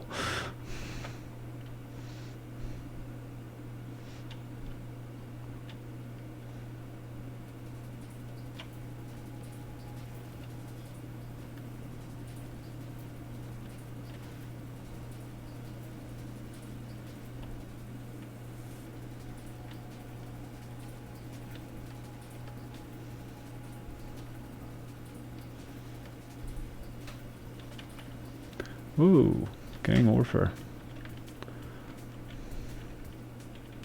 Please don't be Vajlok. I don't want to deal with any Vajlok.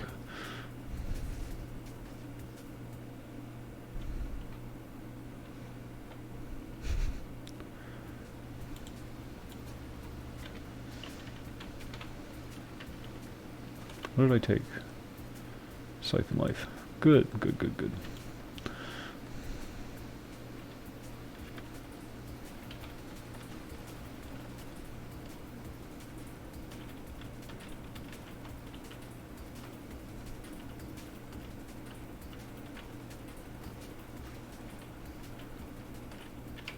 Oh, Circle of Thorns, even better.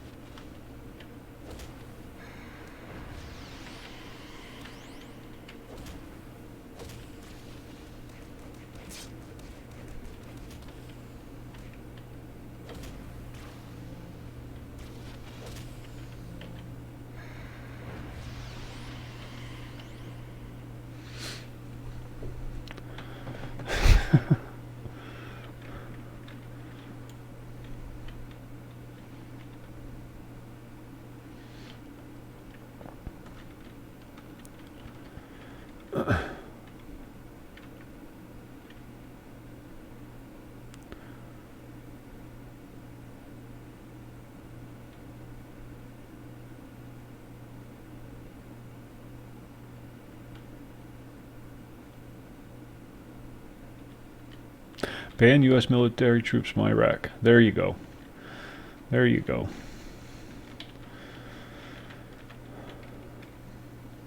Oh.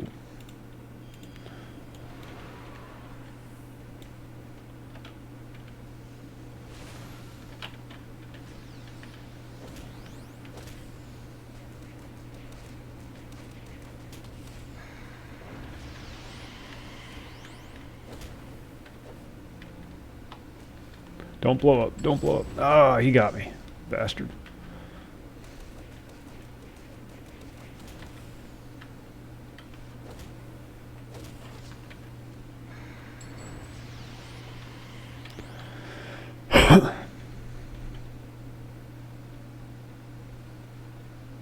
Ignore innuendos.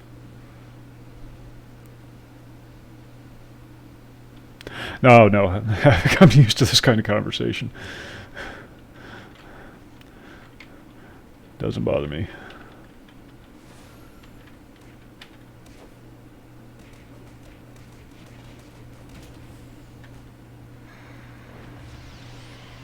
I'm not a prude just because I don't take part in the conversations. I just choose not to take part in the conversations, that's all. Whoa!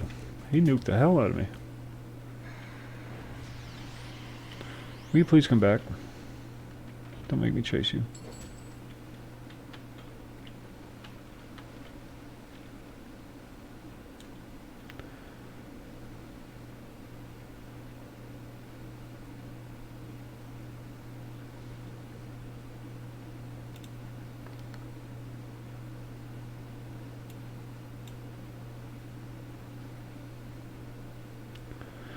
That's why I like the COXG server, because you can have conversations like this on the game. You know, if you so choose. You know, a lot of people don't like politics and whatnot, social issues involving invading their game. Some people do. There's a server for it. If you don't want it, Rebirth. I can't with a good conscience recommend Homecoming anymore.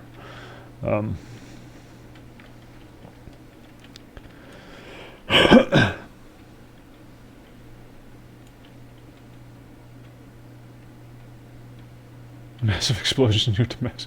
Well, it's good backdrop for the show, I guess, dispersing.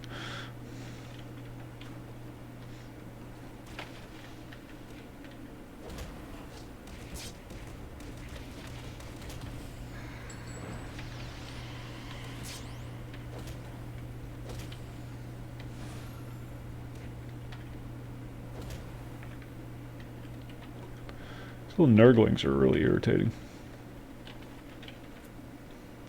Freeze.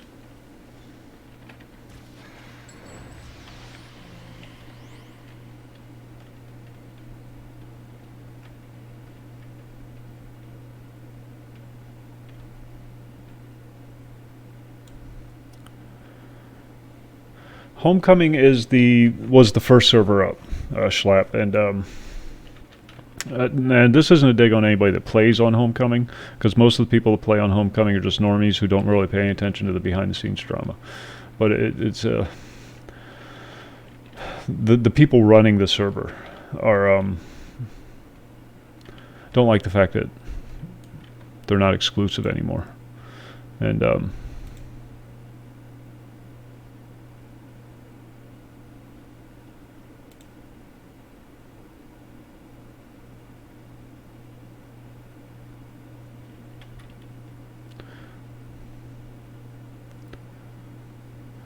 there's some shenanigans going on. That's all I'm going to say. There's, you know, I can't prove anything, so I don't want to make any claims.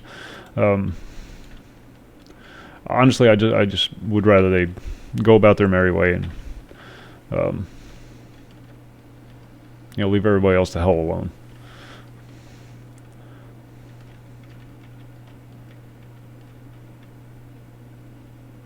No. It's a very small microcosm kind of thing, but creating a lot of issues within the community that just don't need to be created.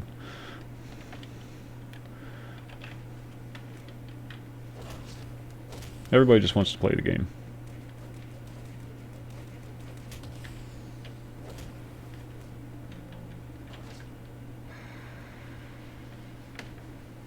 I missed.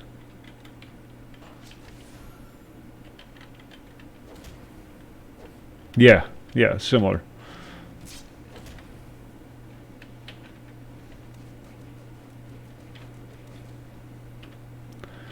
And you hate to see it, because everybody just wants to play the game. 90% of the people just want to play. They don't want to deal with all that crap. Issue's been resolved as far as I'm concerned. They went their merry way. They completely divorced themselves from the rest of the community. They've cocooned themselves away. Fine, let them stay there.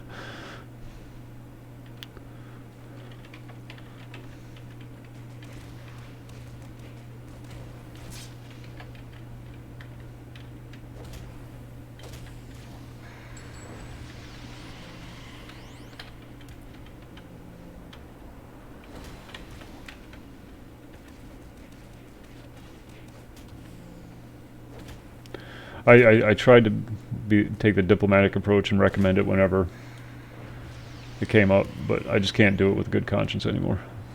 They're becoming the Walmart of City of Heroes.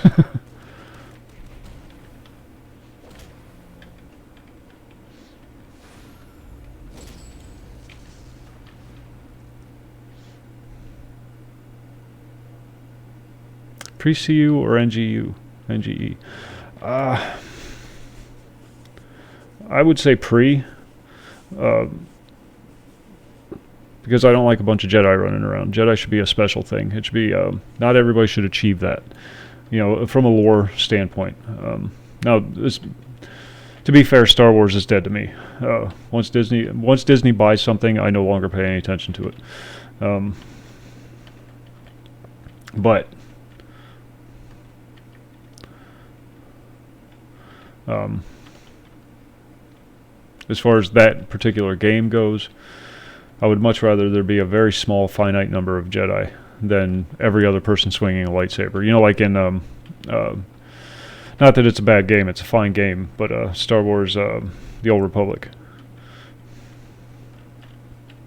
Everybody has a lightsaber. There's Jedi everywhere.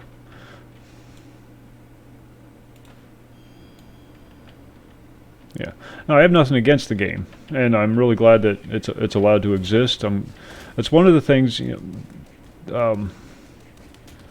Daybreak, Sony Online Entertainment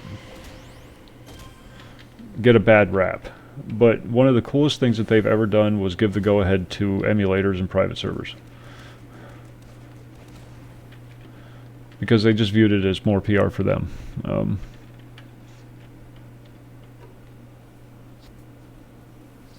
Now, I'm not familiar enough with the game. I've never been a big player of it. I played on the emulator for a little while and had a lot of fun with it. But then once I stopped playing, I didn't want to go back.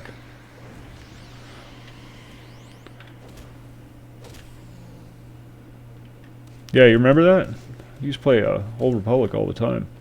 That's one of the first games I played when I started streaming.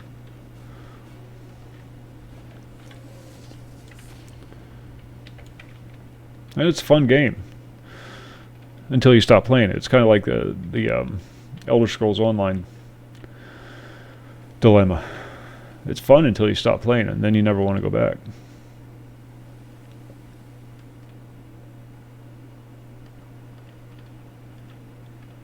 I was one of those kids. I had all the action figures and everything. My brother would always. My brother's slow, and he would steal my action figures and bite the legs off of them. He said, "That's not yours because mine doesn't have a leg and yours does." I said, "You son of a bitch! You bit the leg off of it." But yeah, I was one of those kids. I was right there in the movie theater when Star Wars was released, front row center. Bigger than life. Down at the Capitol Theater downtown. A huge monstrous screen. Sitting there watching it, awestruck. And then Disney bought it. And surprise, surprise, like everything else they touch, it went to shit.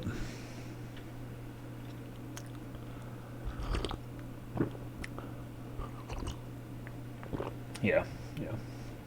Matchbox cars, Star Wars action figures, anything that I had that he wanted, he would take it and bite something off of it and call it his. And it was the same thing every time. There was no variation in his methods, because every time he thought he was going to get away with it. But I mean, what are you gonna do? He doesn't know what he's doing.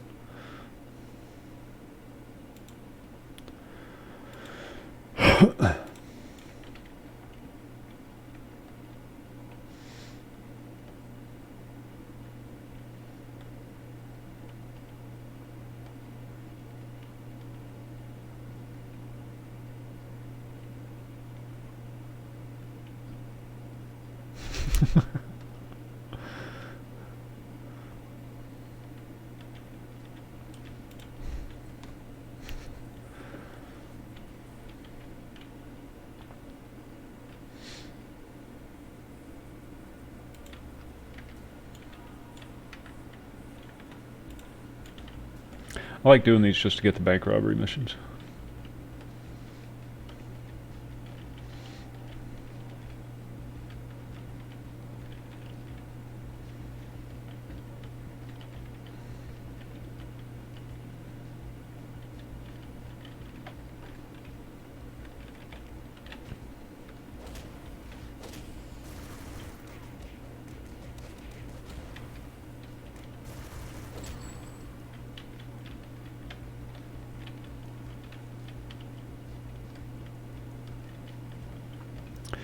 For those of you unaware, the villains get newspaper missions. You go to your contacts and there's a newspaper thing at the top, and the heroes get police scanner missions.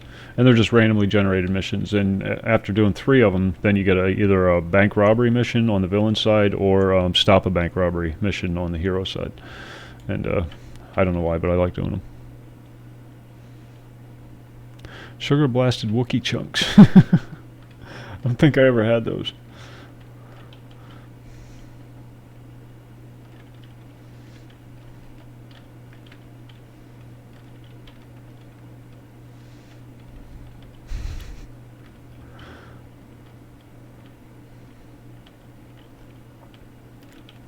Man, it was glorious. That opening scene, when that text started scrolling, that music started blaring out. I mean, you literally sat back in your seat. It was a beautiful thing. Was it that 70s show? That's exactly how it was.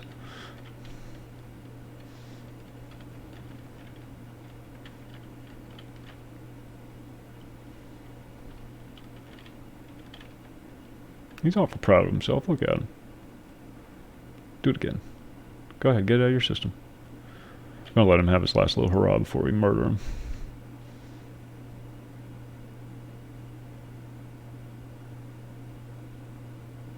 Come on. Everybody's waiting.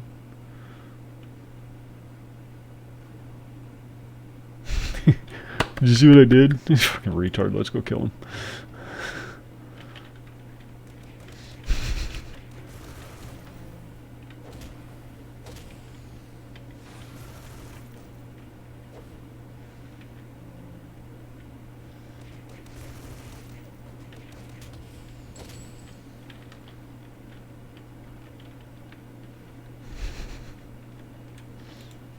Fire good.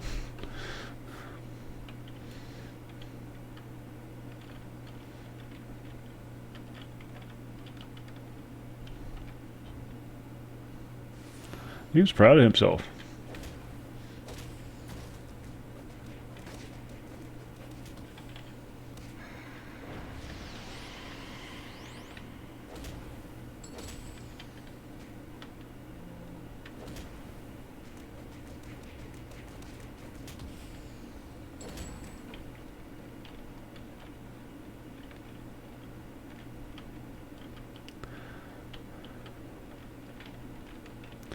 Buddy of mine growing up here's a funny little personal story. Ran afoul, speaking of fires and insurance, ran afoul of this woman who had the hots for my stepfather. My stepfather was Chinese. He owned a restaurant here in town, and she paid this idiot like $20 to throw a cup full of gasoline into the kitchen. And if you've ever been in the kitchen of a Chinese restaurant, you'll know that it's literally coated in grease. So he did, and the entire building went up in flames. And he ended up spending 2 years in prison, I think, and, for $20. Still friends with him to this day, though. I don't hold grudges.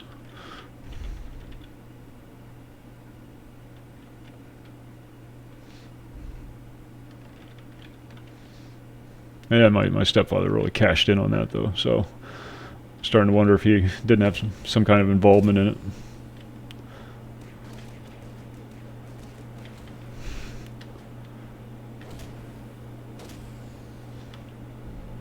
Yeah. Yep. Yeah, I grew up in a Chinese household, for the most part. Every Christmas, we got the little red envelopes.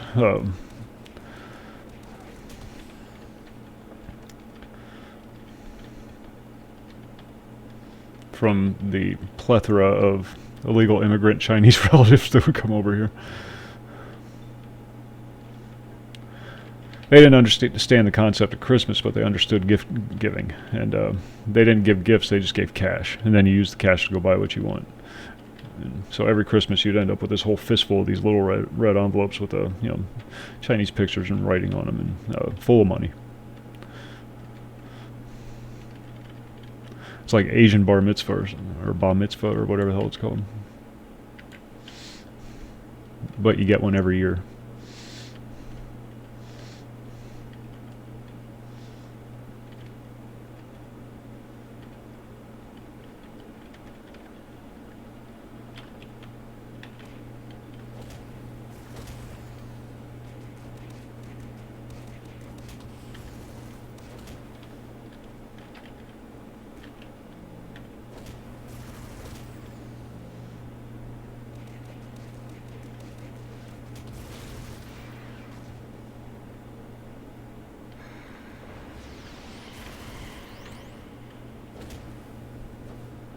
Well, it wasn't in here. We had a lot of Chinese folks move into the town, and a lot of the. All right, it's not fun anymore. They keep knocking me down, but I get back up again. There was this whole clique of American women that were married to Chinese men back then. And then they realized that they're all a bunch of abusive drunks. Then they all divorced them.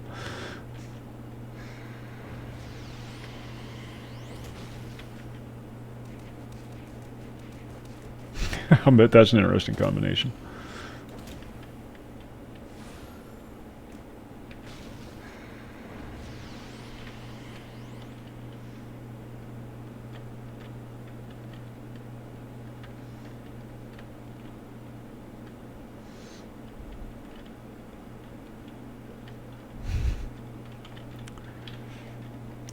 He bailed my mom out of a really sticky situation. I know this is more personal information than you need, but you know, bailed my mom out of a really sticky situation. My mom left her, or my dad left her high and dry. 3 kids and a mortgage, and she had never worked a day in her life. Like I said, like I said earlier, my mom was very old school. The woman stayed home and took care of the house and the kids, and the man went to work. And my dad left her, and high and dry, no money in the bank, mortgage, the whole 9 yards. And it got to the point where my mom had to go to court, because of the mortgage. And my stepfather, because they don't play, they don't mess around. He walked into the courtroom in the middle of this hearing, says, "God damn you, how much?" to the judge, to the fucking judge. And the judge says, "Excuse me, sir, I'm going to have to find you in contempt." He said, "No, you shut up, God damn you. How much? How much?" And the judge says, she's in arrears for like $3,000. He plunks $3,000 down on the bench, grabs my mom, walks out of the courtroom. So he kind of rescued her from a really sticky situation.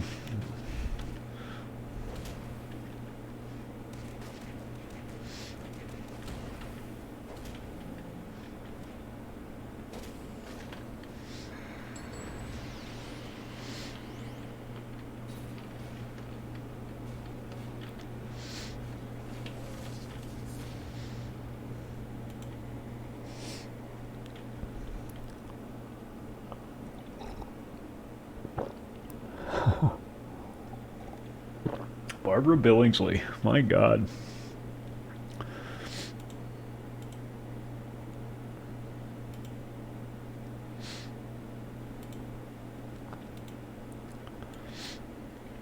That's the way he is. He knows everybody. The freaking guy. My mom eventually relocated to Florida, and periodically I'd ride down with him, because he would get there in like 16 hours from Pennsylvania to Florida. Drives like a maniac. He learned how to drive in New York City. When he came over here with $20 in his pocket and the clothes on his back, literally. He got off the boat, and that's all he had. And he worked. He worked hard. 16-hour days, 7 days a week. Now, I'm not excusing his drunken asshole behavior, but he was a good provider, if nothing else. And what the hell was I saying?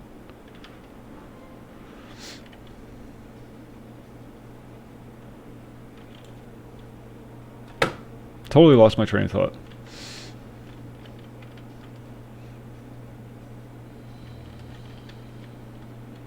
Oh, yeah. $20 in clothes on his back. Went to work in some mafia-owned club and made connections, and then just worked his way up the ladder, like you're supposed to do when you move to this country. Not collect welfare and sit on your ass all the time watching cable TV and the taxpayers' dime.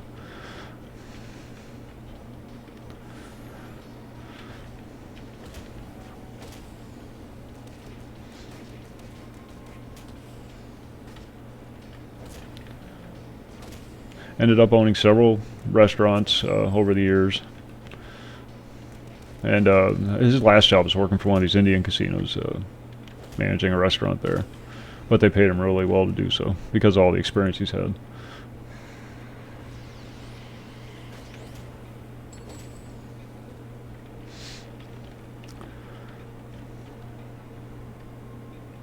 He would wake up in the morning, make himself a cup of instant coffee, and then immediately go to the 7 and 7.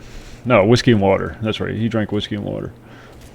And that's what he would do all day. And you did not want to get in a freaking car with this man unless he'd had at least 3 whiskeys and waters, because he could not drive sober. Alcohol induced was his normal state. But yeah, we drive down to Florida, and he 9,500 miles an hour the whole way. He was really good at finding small convoys of semis, and then he'd nestle in amongst them, and we would just ride the whole way down with these semis, just flying. They'd get off for a weigh-in, when they're crossing state lines, so we'd back off a little bit down to like 75, and then wait till they caught back up, and then they'd nestle us right back in again.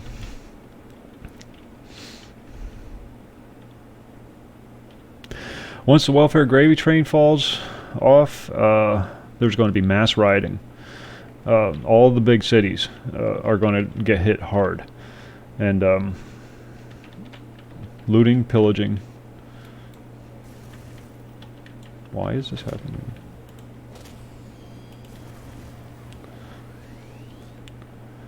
And I cannot wait.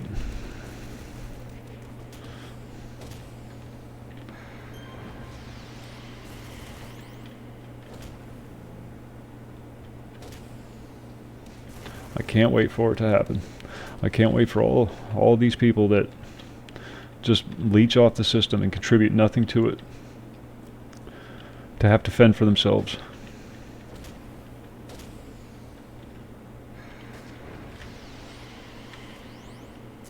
Because they're going to be completely incapable of surviving. After the first few weeks, when all the stores have been looted and there's nothing left to steal, they're going to start starving. They're going to start dying out. They're going to start turning on each other. Screw them. Screw them. Honestly, I don't have any compassion anymore, because they're just going to grow up to be just as bad as their parents. Bad parents make bad children.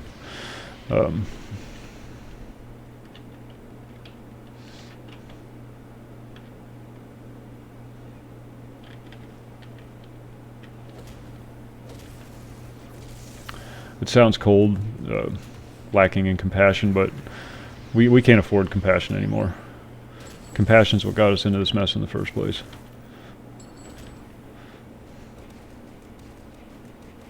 I'm not saying there's no room for compassion, but it has to be legitimate compassion, not compassion at gunpoint.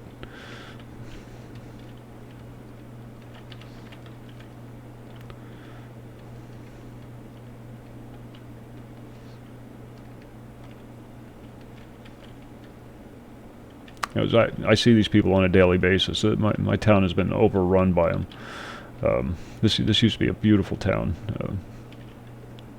Everybody knew everybody. You'd go downtown, do all your shopping on Saturday mornings downtown, at Woolworths or whatever. And it was just such a nice town to live in. And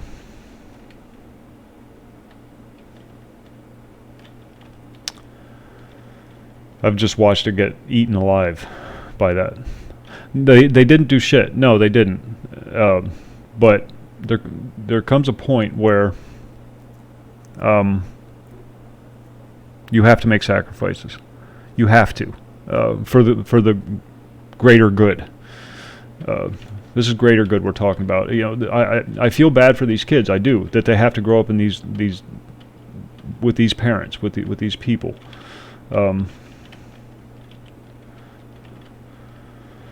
But not bad enough to risk watching it all collapse. And that's what's going to happen. And yeah, it's sad that they're going to, be caught up in the storm. It really is. But they are legitimately going to grow up to be just like their parents. I've seen it time and time. I live in it. I live right in the middle of it. I mean, we live in a relatively nice neighborhood, but we're completely surrounded by it, and it's encroaching on our neighborhood. Yeah, yeah. I mean, you should hear some of the way some of these kids talk. They're not redeemable, not after a certain point. I'm not lacking in compassion. I'm not. I'm just a very big fan of taking the logical, realistic approach to it, and the approach that benefits the greater whole, the greater good, the greater stuff. And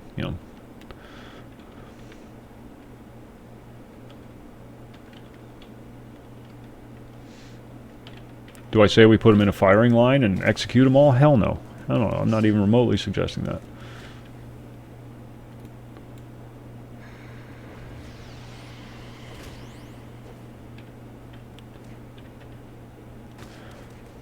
But if I have to choose between my kid and theirs, there's no choice.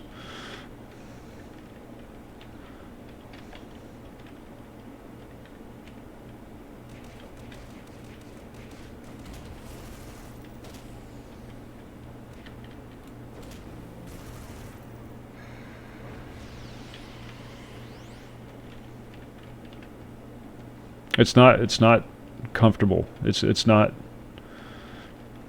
easy, but it is necessary. Otherwise, it's going to take everybody down with it.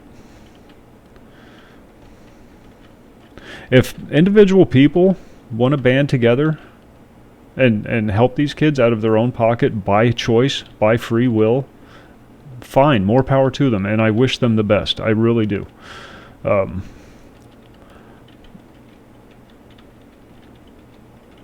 I don't want to be forced into doing it, though, and that's what the situation is right now.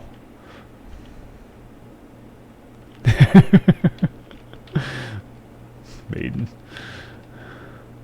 I can't even believe people still know who Maiden is.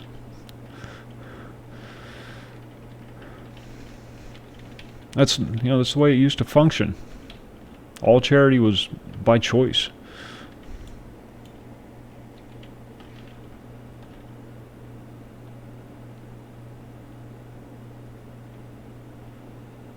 And yeah, Dispersing's right. These kids are a product of the education system, and the education system has failed them.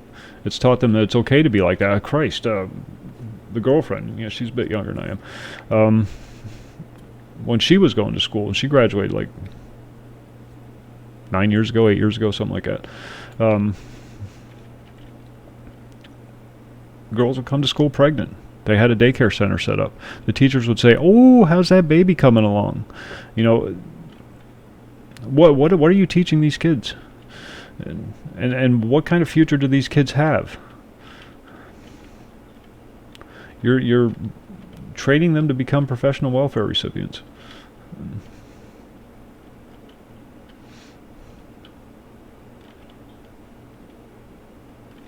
But if private individuals decide that they want to get together and do something about it, then, Godspeed. But I don't want it done by gunpoint, and that's the system that's currently in place. Forced charity is not charity.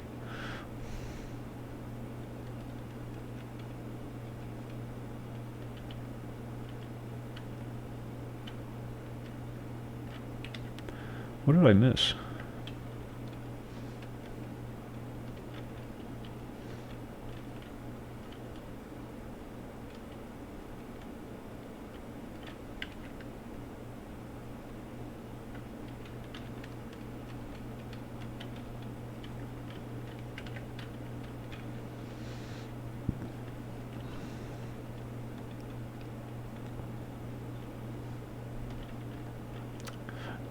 Yeah, it absolutely. It's not. Well, yeah. I guess extortion is a good way to put it. It's theft.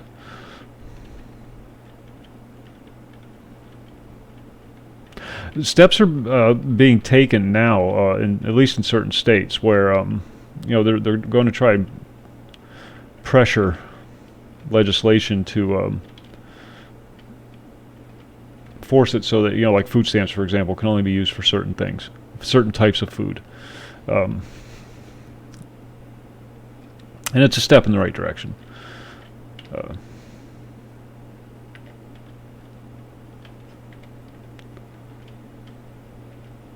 God bless, where am I at?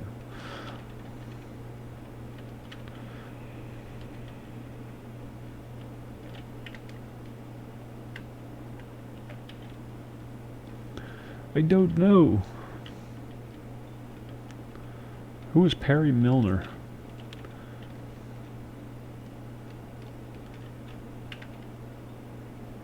See, it's showing a little hallway right there. Where's it at?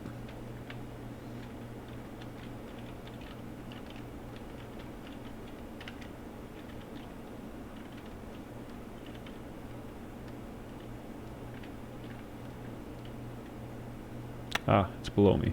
Never mind, I found it.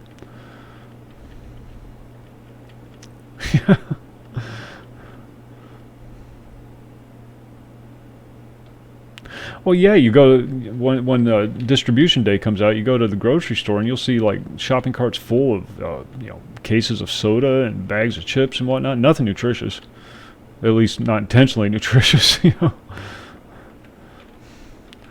And that's what you're funding, and you wonder why these people are all so freaking fat. And they say, "Well, real food's real expensive." Well, no, it's no more expensive than that bag of chips you just bought, and it's a hell of a lot more nutritious. Christ, you can buy a head of lettuce for 99 cents. All right, I'm missing something, obviously.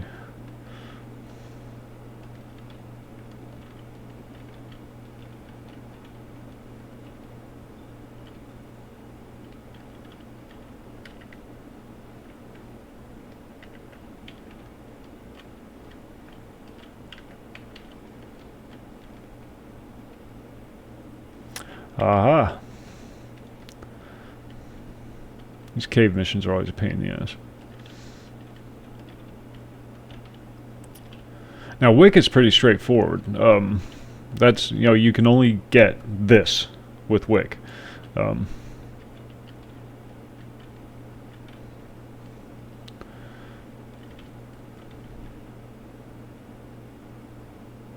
it's how much it's. Well, I live in a heavy agricultural area, so we get that stuff cheap.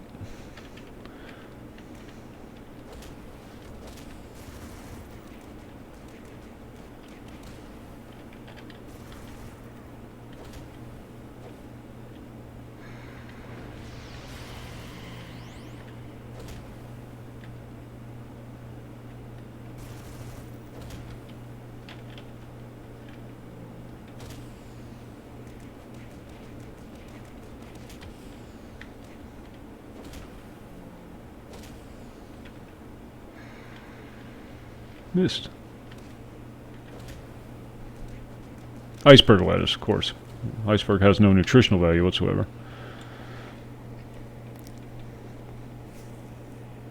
Like sitting and sitting.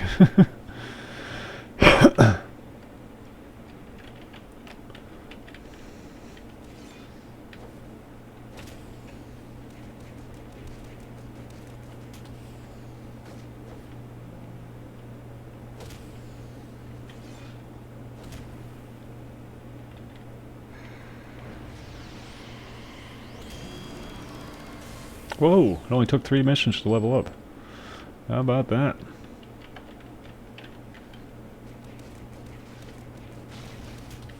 I'm not complaining. I'm actually glad that they slowed the pace down. Now, where is Perry Milner? Oh, Perry!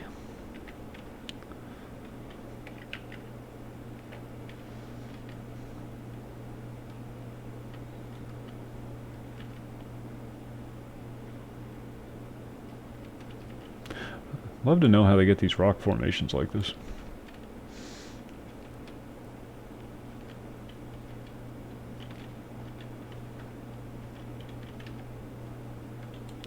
Oh, great.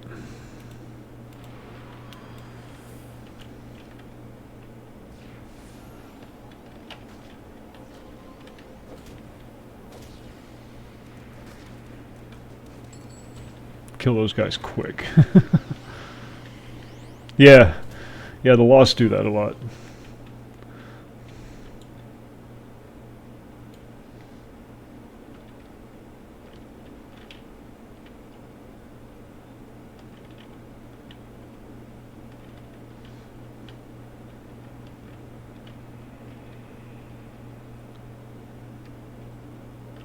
Still coming, Perry?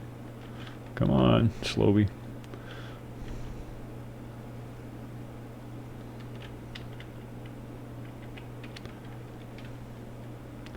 Oh, Jesus Christ.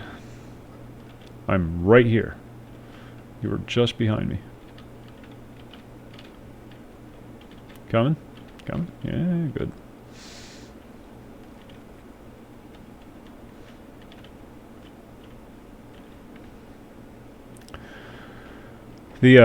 There's an alien race called the Ricti that create a lot of problems in Paragon City, and they've discovered that the homeless folks and the drug addicts and whatnot are prime candidates for using in their nefarious plots because they're easily controlled.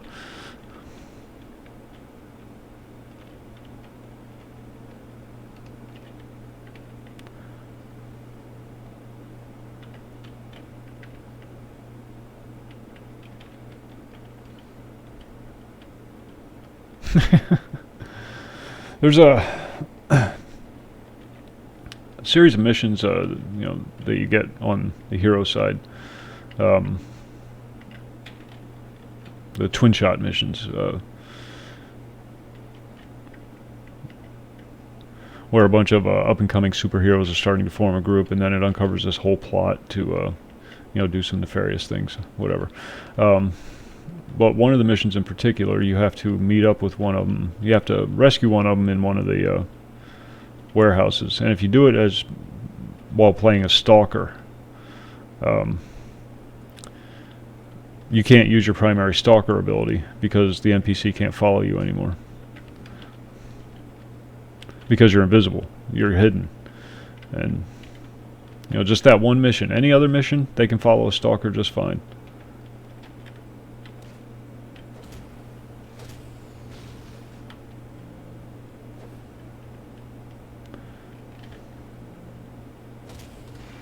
I don't want to waste my pat on that guy.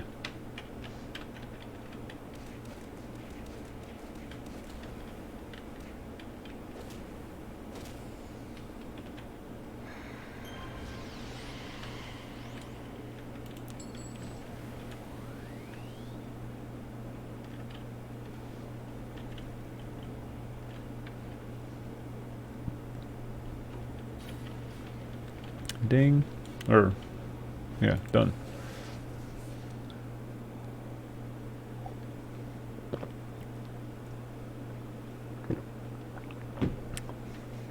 Like I said, this is the hell, I don't even remember what it's called anymore. What server is this? Rebirth server. For YouTube folks, there's a link in the description to their website and how to get all set up and everything. This is an I-24 server, just came up today. Work in progress, so there will be changes, there will be updates, whatnot. But we'll be back on COXG tomorrow. I just wanted to check it out.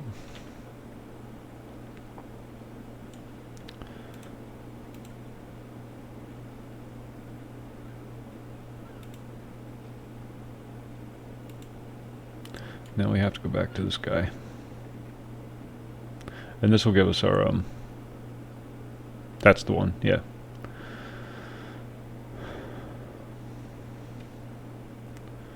And this will give us our bank robbery mission.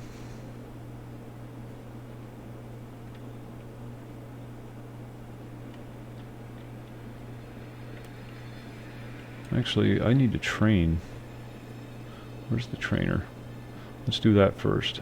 Arbiter Unger. Felix Unger and Oscar Madison, the odd couple. 20 gigs.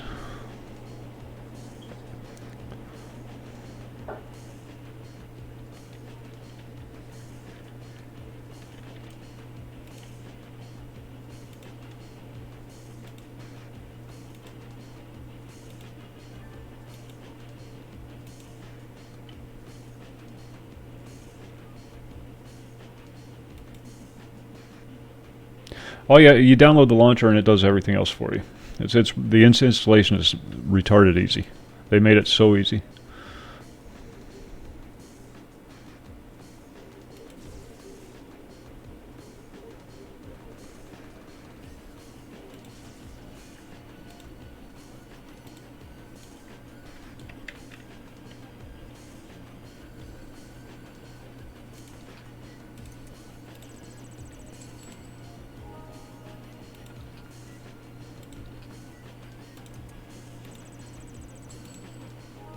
I don't recall this game being so musical.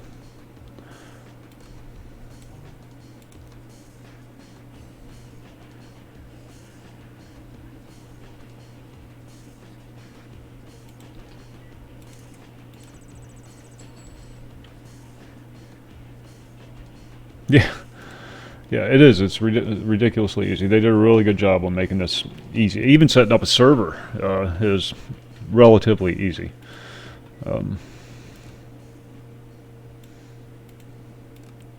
They made a package that you can just install and set up and run, and it's you know, assuming you have at least some basic understanding.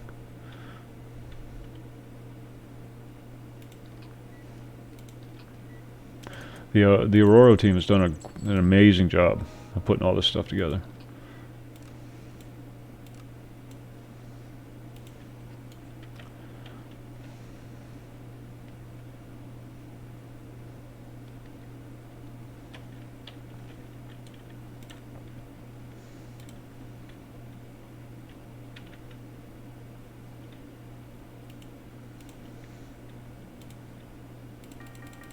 Actually, I was concerned about the rate at which you can, you know, do enhancements and what like that, and whatnot. But with the slow pacing of the leveling, it's really not bad at all. 1, 2, 3, 4, and a heal.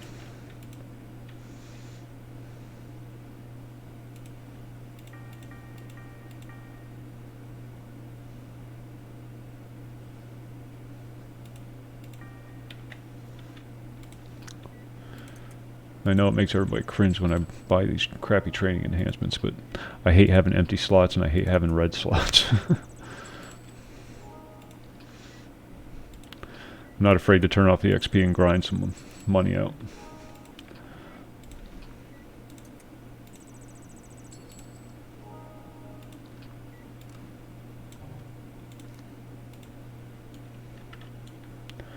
Okay, contact.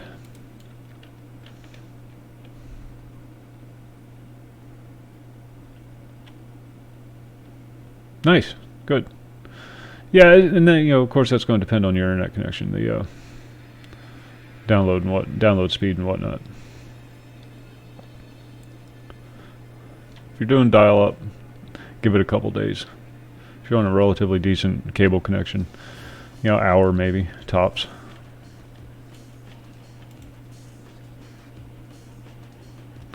Rob Atlas Park Bank. And then for that, we'll have to get on a submarine way over there. Okay, I'm going to grab one more cup of coffee, and then we're going to do this mission. I will be right back. End up with a bank robbery.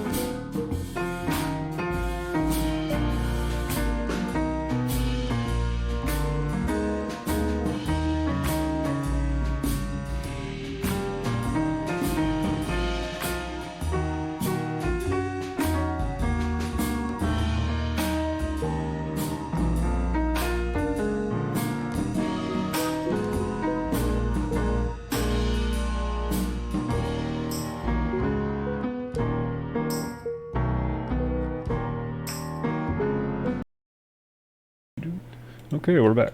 Micah, what's going on? Got here just in time for the grand finale, the bank robbery mission.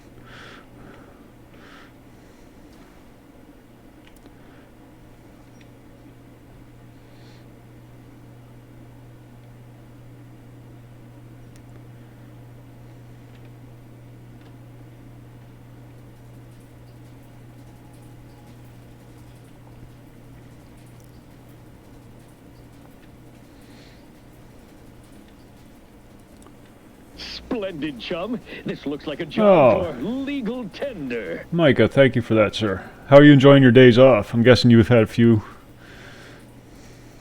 Noticed you've been on a lot lately. Freaking poor guy had to work 90-hour work weeks. Can you imagine?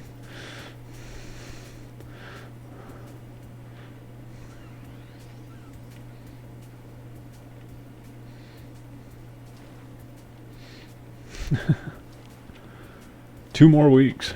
Good deal. Okay, we're gonna hop in our sub. This is our getaway vehicle, by the way, for our bank robbery. Excuse me, bank robbery. Let's get to it, shall we?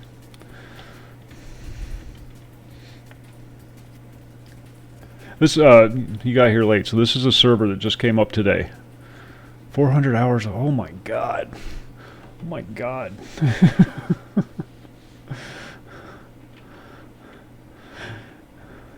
Yeah, but you're going to be able to take one hell of a nice vacation when it's all over.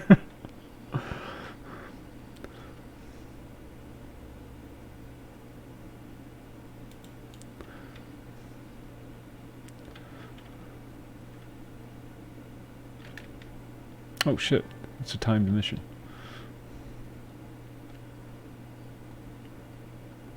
It's been years, Havoc, it's been years I've been doing this. You and Micah have been with me for most of it. Gathorn and...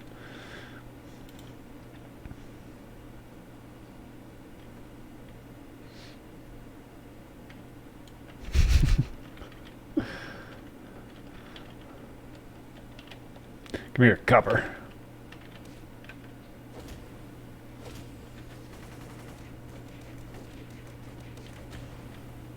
I forgot these are timed. Come here, rent a cup.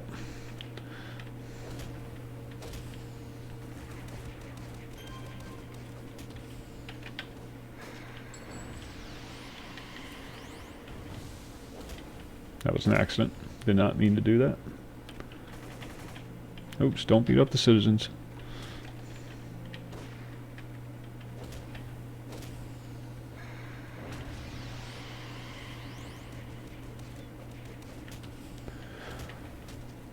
Sorry, I started saying something and then I remembered I'm on a timed mission.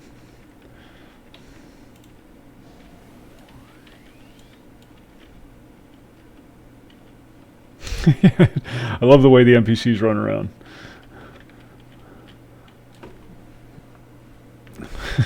It's great.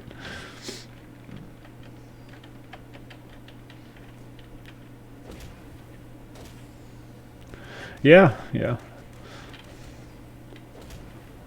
Yeah, it is. It really is.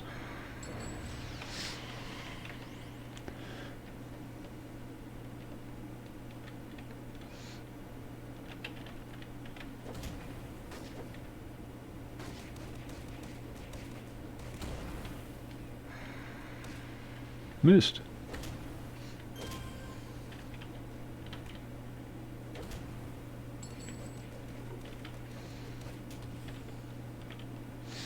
It really is.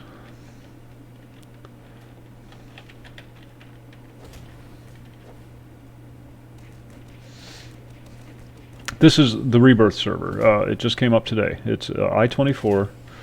It's still a work in progress, obviously.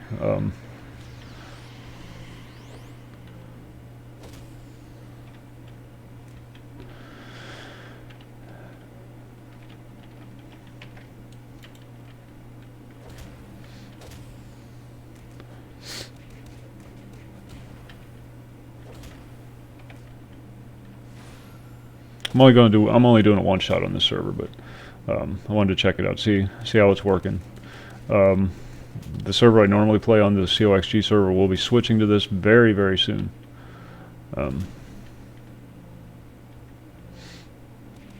Now that it's available to the public. These guys just waited until I-24 was ready, or at least ready enough.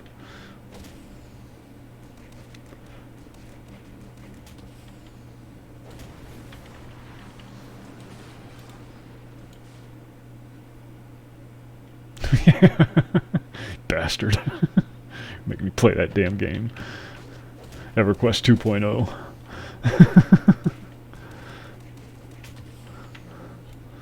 Get back here.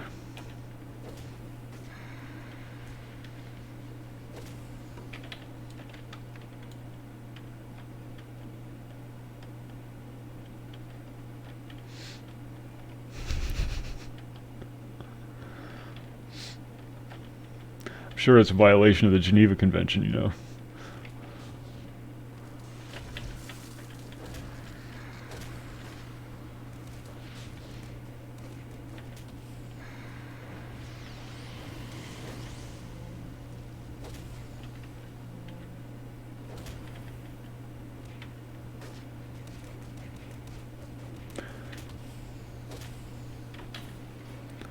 We did it.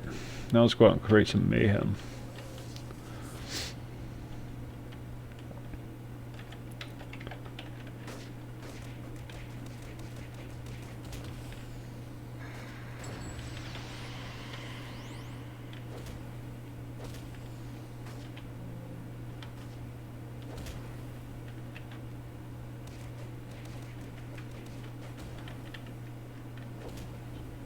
Come on, dude. You really think running's going to save you? Good lord. Wasting valuable time.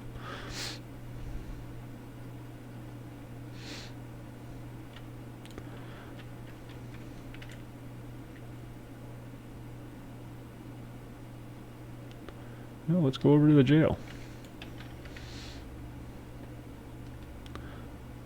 See if we can break out some of our boys. Playing a villain.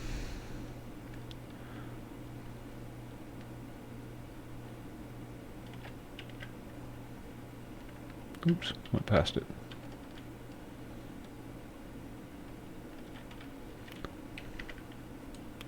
I could just do that. That would probably help.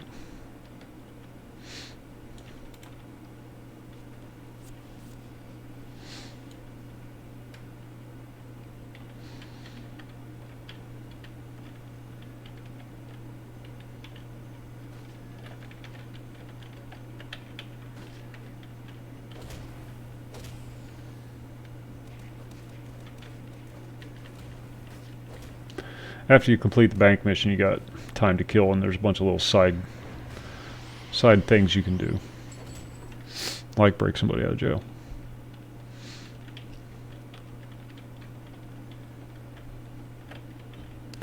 Come here, what's going on? I am doing well.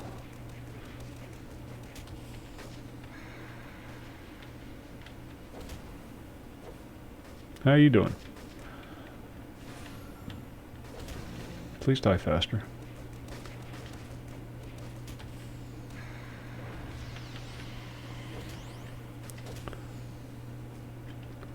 What the hell are you wearing? You're a professional.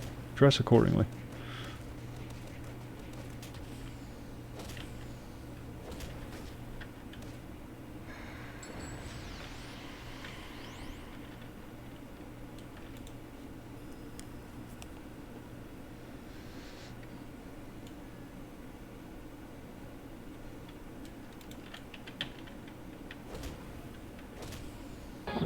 Spoon! Oh, Micah, thanks for the sub, sir.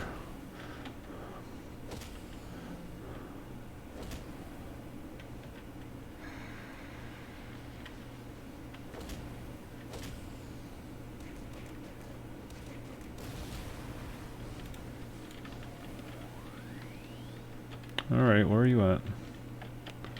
I waste all my time trying to break this guy out of the joint.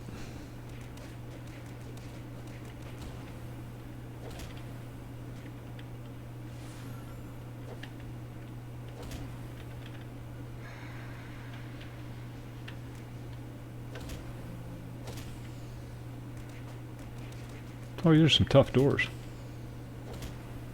I guess it would make sense.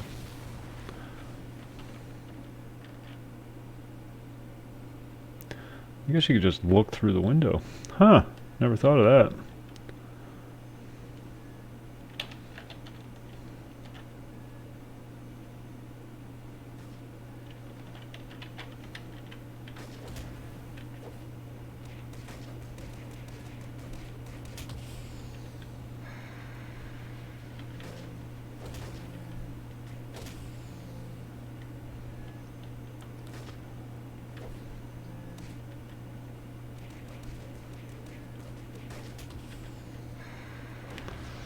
Yeah, what was it? Dispersing was telling me that during the contest that there was shelling going on in Damascus.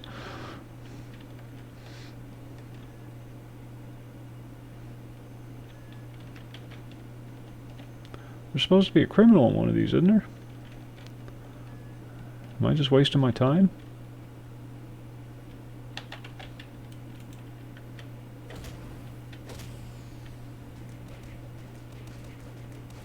She sent me a freaking computer.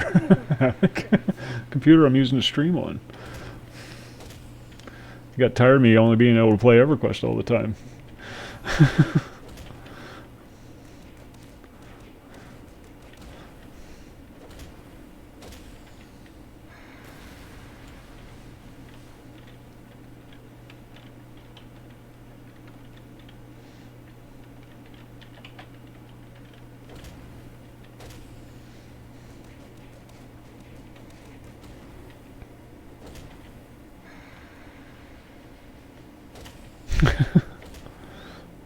I still have that video card, actually. It's in the other tower.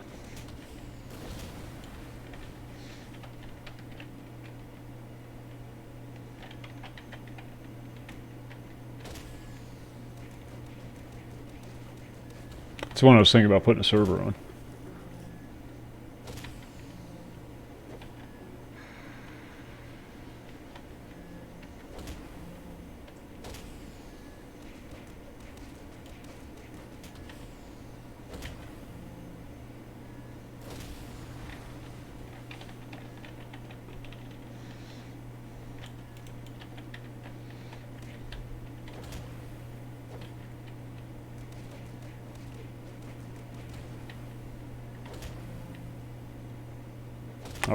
I'll say.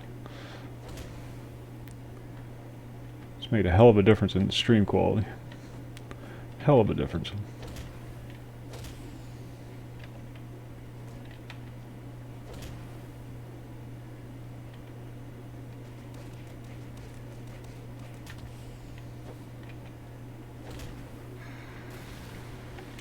Now there's supposed to be a bad guy in one of these prisons. Why is there no bad guys in any of these jail cells?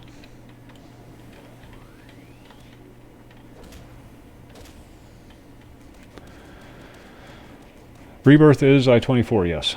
It just went up today. And it's running very well. I was getting some lag earlier, but I think that was just the glut of people coming on.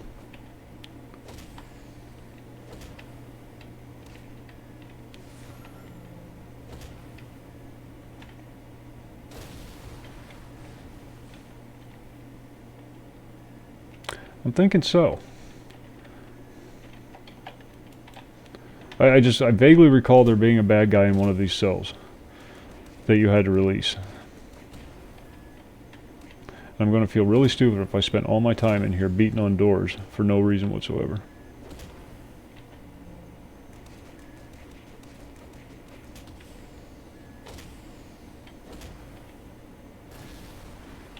And I think I did. I think I just wasted it. Yep.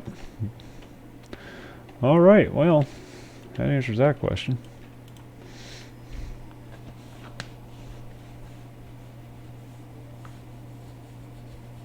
Yeah, absolutely, Necro. Absolutely. That's why I'm doing it. I want people to hop on and play.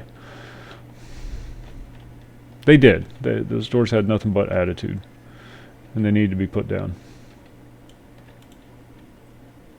Infamy is the villain's equivalent to influence. It's your currency. It's your base currency.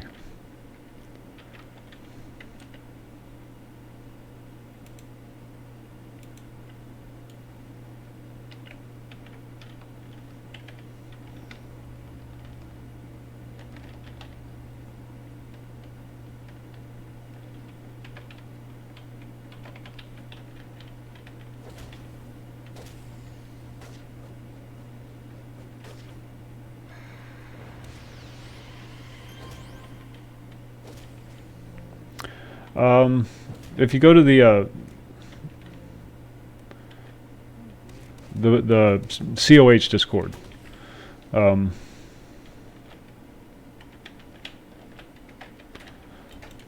main COH Discord, it's those folks. Wretched, and I honestly I don't know too much. I just know they brought the server up.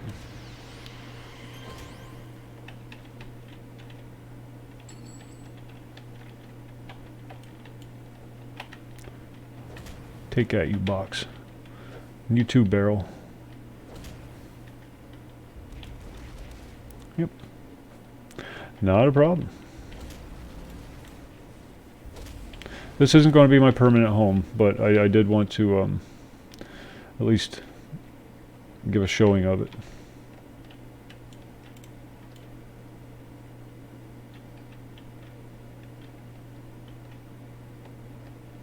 Probably going to run out of time before I have a chance to finish this, because I wasted all my time beating up jail cells.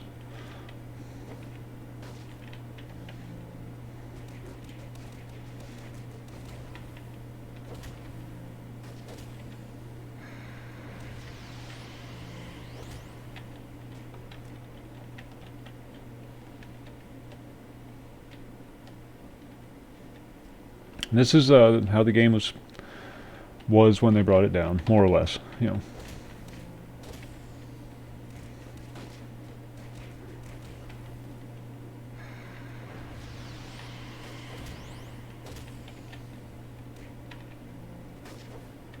It's Powers Division. Oh no, wait, this is a longbow. Longbow. It's so hard to keep track of all the different factions.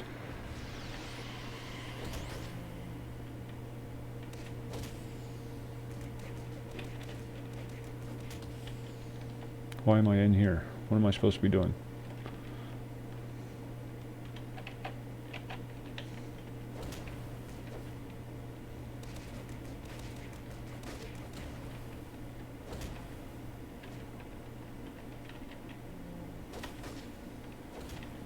Links in the, oh, you're on Twitch, never mind.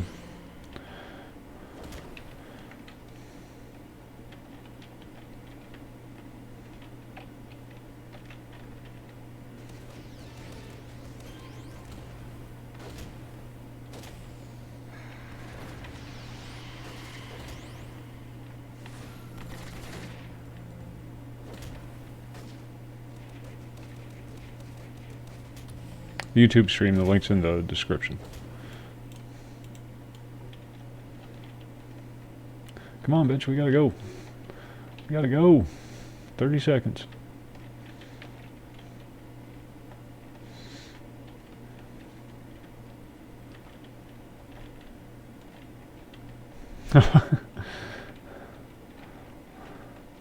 His name is The Dark, because creativity.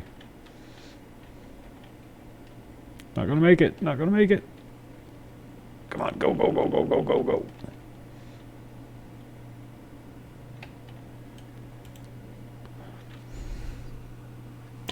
Didn't make it.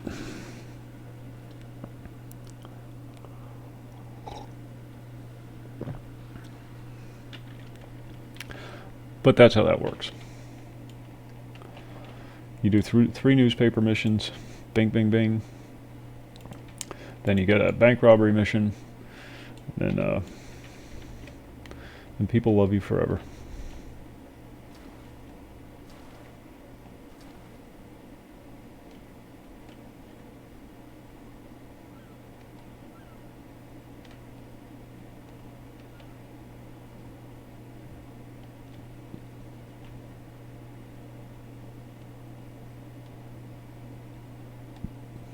Ah.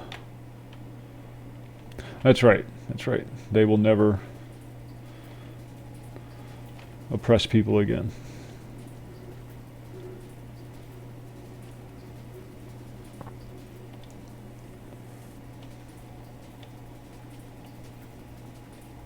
Prison doors are tools of the establishment.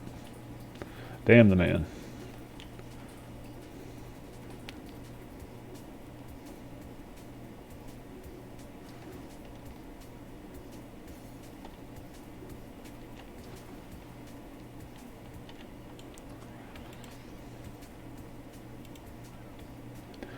Oh, do we want Billy Heck or Mr. Bokor? Family. Oh, that sounds like magic-y stuff. Let's go to Skullface, dude.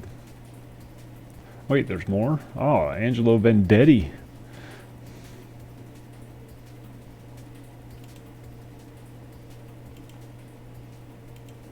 All right. And that is where I'm going to wrap it up tonight. Thank you all for hanging out with me. Thanks for the support. Thanks for the wonderful conversations. It was a fun night. And I will be back on tomorrow night, back on COXG. And until then, enjoy the rest of your weekend. Have a good night, folks.